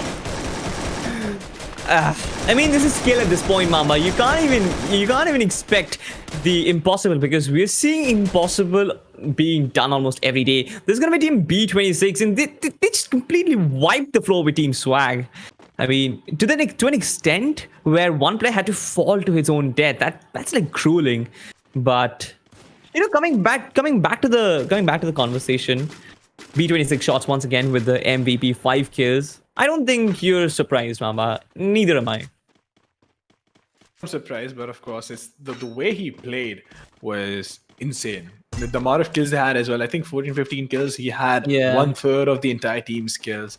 and among 4 players. I think that's pretty great. That's a wonderful performance. So boys, do look out for him if you're playing the tournament. And even Blade's nade turned out to be really good and gets 2 kills for himself, and utility uses it. Oh, Sky tried to avenge his teammate's death but could not do that. Quite unfortunate. If you walk in front of 4 people with 2 guns, 2 water cannons, that is exactly what is going to happen. Absolutely. Once again, we have Team Mask Boys pretty close. I guess the fights are actually building up at the moment. They're still the first circle, Mamba. But Kalahari has generally been the place where we get to see some early fights, considering how open this entire map is. Once one team start making a rotation, I guess rotations are cut off. And that is where the fights begin. Team LMC up against Team Infinity. This is going to be an interesting fight because I'm not quite sure about both these 2 teams. They're pretty close in terms of the points table. And that makes it so much more important because you can be ahead of your competition by just 1 point, but that is going to give you a league points worth of, I don't know, 20, 17. It doesn't really matter, but that 1 point difference is going to make a huge difference in terms of the league points. So the competition is going to be fierce, especially in the last game of it all, because this is going to be the last chance to make anything out of this entire day's event. Well, I'm sure this is going to be the last game today, but that is not going to be the end of the road because this is a very long tournament, and that's the beauty of it, right? Doesn't matter even if you've had a bad start, you can always come back, you can always bounce back and get those points that you so desperately need. But if you talk about Mars, they have such a good positional advantage. Blader is just trying to stay alive. He does use a shield as well, but now the problem is going to arise for Aeon and his entire team because of course the danger zones come in as well, but they don't realize the person they're fighting against has 2 snipers to work with, and the moment he sees them, he's going to take his head off for sure. Also, look at the train shot, Mamba. Team XP, they pushed up pretty close towards 2 players from Team B26, and that can be deadly for Bladers as well as shots. If they are not really aware of their surroundings, they can get shot in the head, and that is going to be really bad. I guess Ali has probably equipped his weapon trying to spray them down. I'm not quite sure of what is in the minds of Team XP, but certainly Team B26, Bladers, he needs to move out of that location because otherwise he's going to get gunned down. Definitely. Otherwise, he's going to get gunned down, and that's not going to be pretty. But it is a part of the game, right? Absolutely. This is certainly a part of the game. Like coming back to the conversation, like if you've been following different esports, generally when a scene erupts, there are teams who are just completely unbeatable, whose skill level is somewhat unachievable. But then slowly with the passage of time, I guess teams do realize that, all right, this particular team, they're just so good at the game. They learn from them and they kind of try and overcome. They try and adapt to the situation and they try and overcome. And that is when the scene starts to get even and the competition becomes even more better. But especially when a scene starts, I've always seen there is this 1 or 2 team who just dominate the competition completely. That is true. 1 or 2 teams which can dominate the competition completely. And oh, wait a minute! One of the players actually used a grapple hook and flew right over them, which was quite surprising. With Mars Namir is the only guy surviving. Can he stay alive for long? But that is going to be the question. He can revive his teammates as well, but he needs to stay alive. But will get killed by Bladers from behind. And he didn't just get 1 kill. I think he got 3 kills over there. And that's the beauty of this guy. That is exactly what I'd mentioned a couple of minutes back. That they don't know who they're fighting with. And this player with the sniper rifle is an absolute monster. I mean, especially when his teams are running in, when they're rushing in with the SMGs, it's just a magic how he's converting those skills with a sniper rifle. At the moment, there's going to be Team LMC. They find themselves in a pretty precarious position with team number 10, who is huddled up. They want to take them down, but at the moment, I'm not quite sure how many players are still on their feet. Team LMC, they have 3 players on their feet, and I'm definitely surprised to see that even Team Eclipse, they're putting up a fight, but that was not really something which I expected. Running through the glue walls, they were shooting them left and right, and there was no fight back whatsoever. I expected Team Eclipse to get at least 1 knock out of the 3 players, but nothing happened. Yep, nothing happened, but hey man, those sniper shots were really cool, and it's not that easy. In a situation like that, it's not easy. And obviously I've always been a big fan of snipers and airplanes, and I mean B26, they just combine the 2 of it, so I can go on and on raving about them. But look at that though, Shuvo making sure that he takes Team 0 just stealing that kill from his team. It's gonna hurt, it's definitely gonna hurt, but hey man, as long as your team's winning, I don't think anyone's going to complain about that. Absolutely, unless it's a casual game, especially in the competitive field, no one really complains about it. But I do experience this a lot. If I steal a kill from my friends, I don't know. I'm not gonna get a birthday treat. That is why you don't have friends, Salty. Because you steal kills. Don't do that, kids. Do not steal your teammates' kills. Otherwise, you're not gonna have any friends left. That is kind of true. I guess that is a pretty good advice. Coming in from Mamba, but here we have Team XB up against Team Electro. And XB, I'm not quite sure where are the players, where are the friends from Baby Girl, because at the moment he's completely on his own with the glue walls and Chrono Shield's helping him out to stay alive. But then Team Electro, they will try and hunt him down at the moment, but then the reinforcements come in. Ali tries to spray some people down, but Baby Girl, he's already on his knees, and I believe that both Ali as well as Hamim, they're gonna run away. That is exactly what we talked about. Mama. Baby Girl didn't really have friends, I guess. I'm not quite sure. They left him in the dust. They left him to die. And he's at the moment bleeding to death. He is definitely bleeding to death right now, but it's not that painful of a way to go, especially in Free Fire. There's a lot worse things that could happen to you. Maybe get punched to death, banned to death, be taunted to death, of course, and die because of embarrassment. But hey, man, as long as the teammates are far away and nobody can revive you, that's just the price you gotta pay for being in a bad position or maybe the wrong position at the wrong time. Look at Team Zed, actually. I read that as Zio, but Zed, look at that. The shots on him, the kind of accuracy he has is quite incredible. Seth, in the meantime, making sure that he takes down that glue wall, and Ali doesn't have a lot of time to heal himself. He's gonna get taken down. But it was funny. Oh, it was someone else. It was a completely different team that actually got that kill. Yeah, I mean, there was a complete third party that was happening. Team Rage did get eliminated at 7th spot, but we have 6 teams left, and I have no idea where the circle is. I guess I would love to have a look at the map and which of the teams are inside the circle. I mean, I remember the last game in Kalahari where Team Riot, they just made a fortress out of the wreckage ship. And this time around, I'm not quite sure, but a lot of teams are rotating from outside the circle. Team Riot is definitely in the circle at the moment, but Electro, they find themselves killed because Savage is spamming Shuo down. And there goes Team Riot. One player, he is certainly suffering at the moment. Saf will still not stop the onslaught. He's still going in for the kills, but certainly he will get eventually shot back. But I wonder what is the strategy at the moment, because Team Electro, they're kind of running out in the open and they're really taking on the fight face on. I wonder if that's the way to go in this particular situation, because surprisingly accurate. I'm sorry, Salty, but that was surprisingly accurate, the way he tried to shoot through the glue wall and the Chrono Shield. Certainly, it was accurate. It was dead accurate. But then Maru, if he kind of returned the favor with another kill as well, there's going to be Anaf. And right now, he's still carrying on the onslaught with the M60. I guess the real aim is going to be breaking down those glue walls. But players do come in front of his crosshair. Sparking gets a kill on Riot. And I believe the team LMC has been kind of traded out. This is going to be Team Riot with 3 players surviving. Can they make it a 4th Booyah? This is definitely not consecutive. But if they make it a 4th Booyah in the day, this is going to be massive for them. But right now, they have to fight Team Infinity. And I wonder which other team is still there in the competition. There's going to be a 4v3, but there is still another player left who is still hiding. I believe it is Team 11.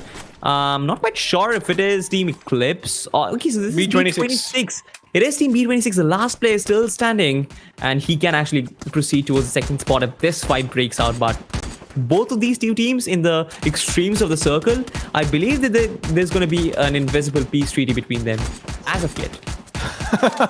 A peace treaty in Free Fire. Good luck, my sweet summer child, finding that in this server.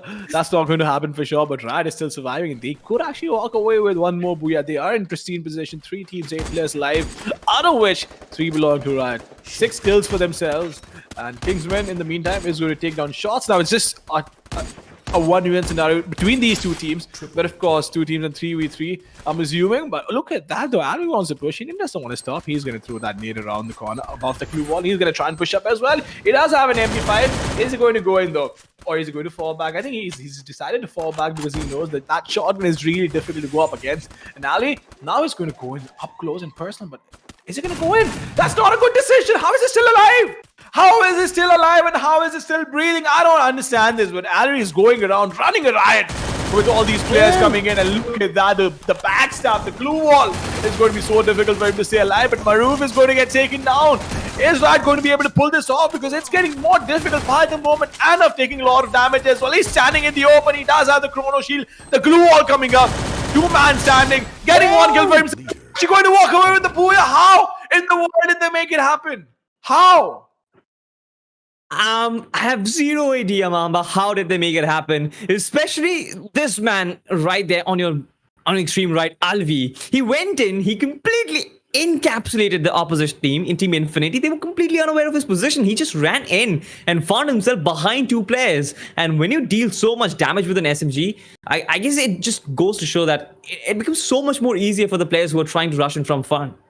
That's as simple as that. And with the Max 7 and the shotguns to work with, Team Riot, they had such a good fight in the end. That is true. That is absolutely true. But the way they played, and of course, we're going to have a look at the replays as well. I think it makes it 4 booyahs, if I'm not mistaken. Yeah. That's just crazy. That's nuts. And the question is, are they going to break into the triple digits or not? And I think they will be able to break into the triple digits. And that's one more record once again. I thought that's going to be difficult from anyone else, trying to break Agent's record, but it literally happened the next day. And this tournament is definitely turning out to be more than just surprising. Absolutely. I'm not quite good at math though, but I wonder if they're going to break into triple digits or so. We have to look at the standings pretty quick, but this fight was something, Mama. We saw how Team B26 just completely wiped the floor with Team Swag. There was no response whatsoever. One player even fell to his death in order to avoid embarrassment. I mean, I remember I read in history there was one queen who had to burn herself up in order to avoid embarrassment of defeat to a particular king. I'm not quite sure I was right in history because I always flunked my classes. Not a good example to set salty. Hey kids, if you're listening, if you're watching this tournament, make sure you guys study and not flunk classes like Salty. Otherwise, you're going to be stuck like Salty, casting alongside a man who's done nothing but throw punches at him. But of course, Salty is like a younger brother to me. And well, the more I make fun of him, the more I grow closer to him as well. So Salt, be prepared. All right. As I said, I'm going to deliver a Tombstone pile driver to you, but this was really interesting. One grappling hook, one player just climbed on top of them, but Mask boys, they really tried to survive. But team number 11, that's Team B26, just completely dominated him, and especially Bladers with 3 sniper kills. He was out there, he was making his presence felt. This fight, it was pretty interesting for me because I expected a little bit of counterattack coming in from Team Eclipse, but nothing of that sort really happened. There was one knock on Sparking, but Skyshoot, especially with his double vectors, he just made it count. But this was the fight, Mama, that we saw. Look at Alvi's position. The double-barrel shotgun, it has only 2 bullets in his barrel. And, I mean, that is a pretty hefty trade-off. You miss those 2 shots, you have to go in for the reload, and that just allowed Alvi to just walk right through. He gave so much damage on Santo, and right now Anaf is left with the Max 7 to slaughter everyone else who still live. He takes down Kingsman, and I believe the sniper comes in against... I'm not quite sure which is the final player who was taken down. I believe it was... I'm not quite sure who was the final player taken down, but it doesn't really matter because it was Team Riot who came out on the right end of it. That is true. If you are on the right side of the outcome, as long as you're getting the booyah, it doesn't really matter. Of course, we're going to have like the final scoreboard as well and the league points, which is going to be very interesting to see because, hey, it doesn't matter if you get 100 points, 200, 300 points in a day. The maximum league points you're going to get is 20. And that is all that matters if you want to qualify for the finals. So don't be an overachiever. Just be consistent. That is all I ask for. Absolutely. But of course, that's a good one. That's a good one. Don't be an overachiever. Just be consistent. That's a really good one. I think I should probably become a philosopher, but hey, man, ladies and gentlemen, we're going to want a really, really short break. On the other side, we'll have the stats to break down for you.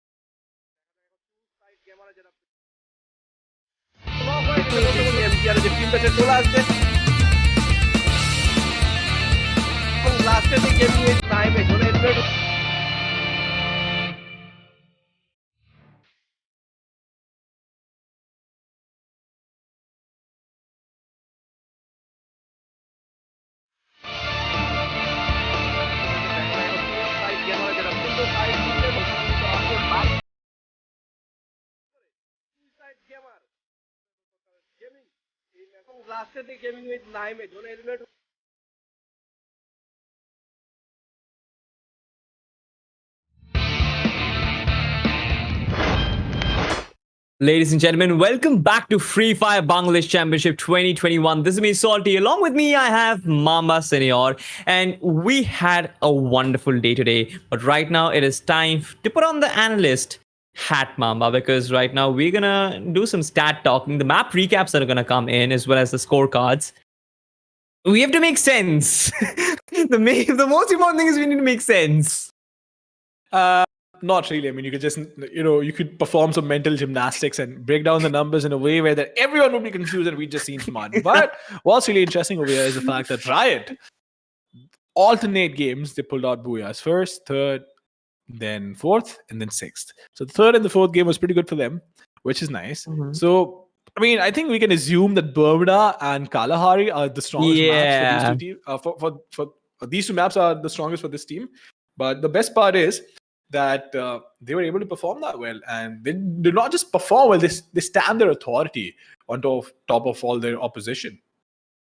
You know something which I really like? The team that was confident on Bermuda and Kalahari, they did make sure that they win in that particular map. It was not like that they were very bad in Purgatory, but when they were good in Bermuda and Kalahari, they make sure to make it count, and they did make it count with the booyahs as well as the number of kills they get.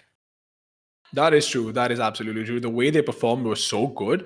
And I think everyone can tear a page from the textbook because, hey man, you can have a really fine balance between playing passive, playing aggressive, and of course going for the kills. And they had the entire balance sorted. So that was pretty great.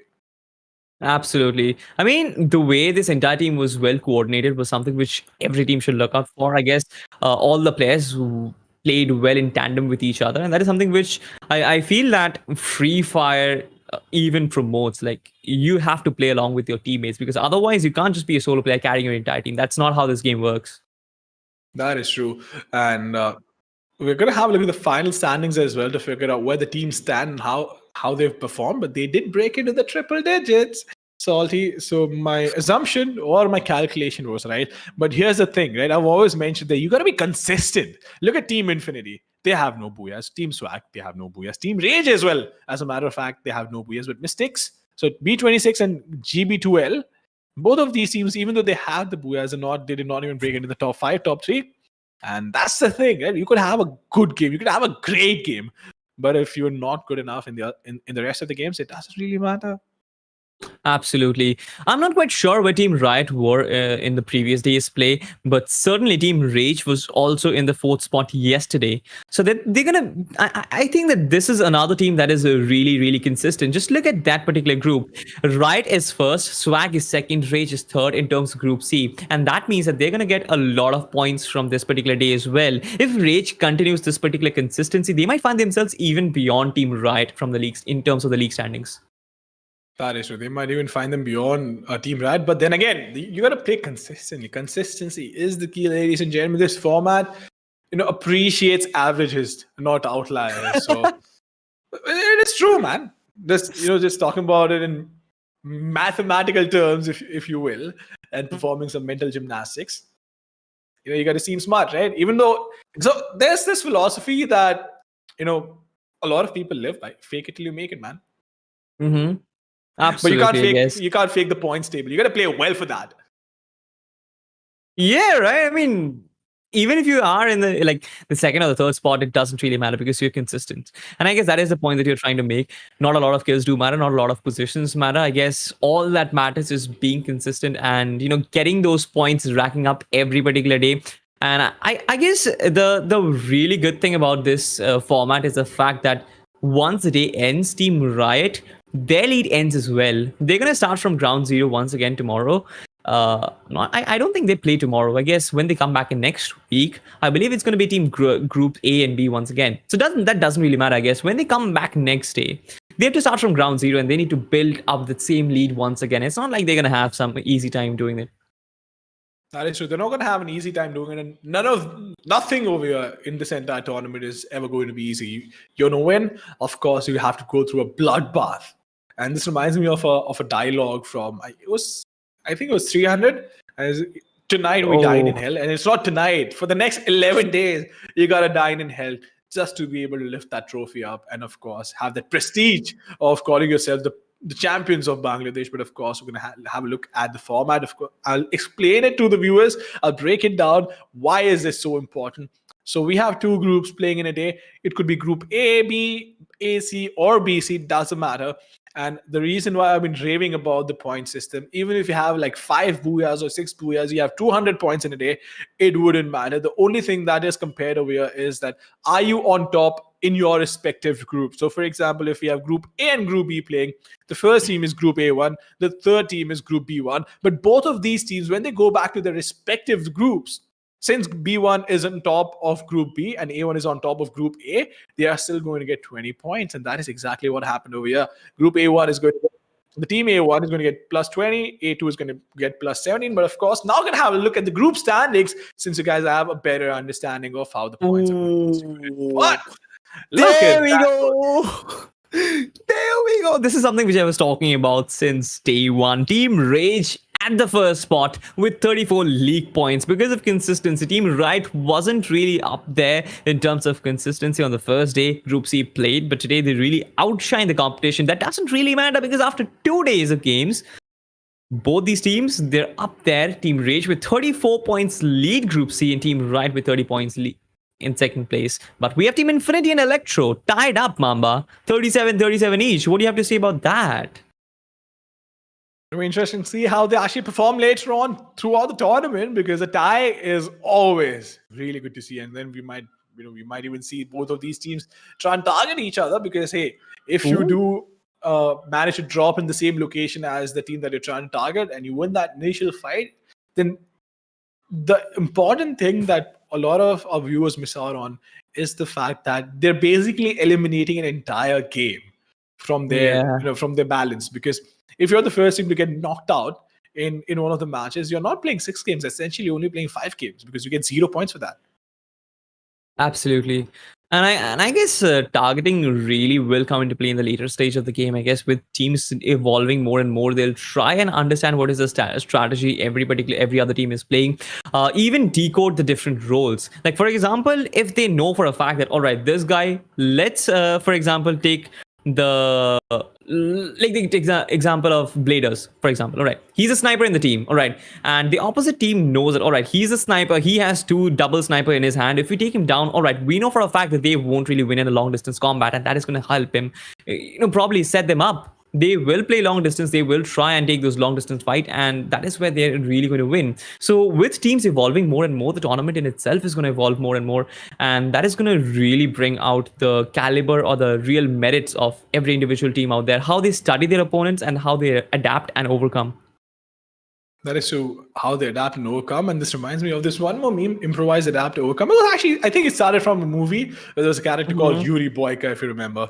But of course, it's something that we need to take care of. But of course, ladies and gentlemen, do not forget to follow us on all the social media handles. We have Bangladesh Official Free Fire on Facebook, YouTube, Instagram, and TikTok. So make sure you guys go out there and follow us over here for all the updates, for all the news, and of course for all the action as well. Absolutely. As well as for the viewers, I guess there's something to give in return. They've been sticking with us for almost like 3 hours now, and they expect something. I've been reading the live chat, and this starts exactly when the live broadcast starts. They want the redeem codes, right? The redeem code is for you guys now. Just go grab your rewards, play the game.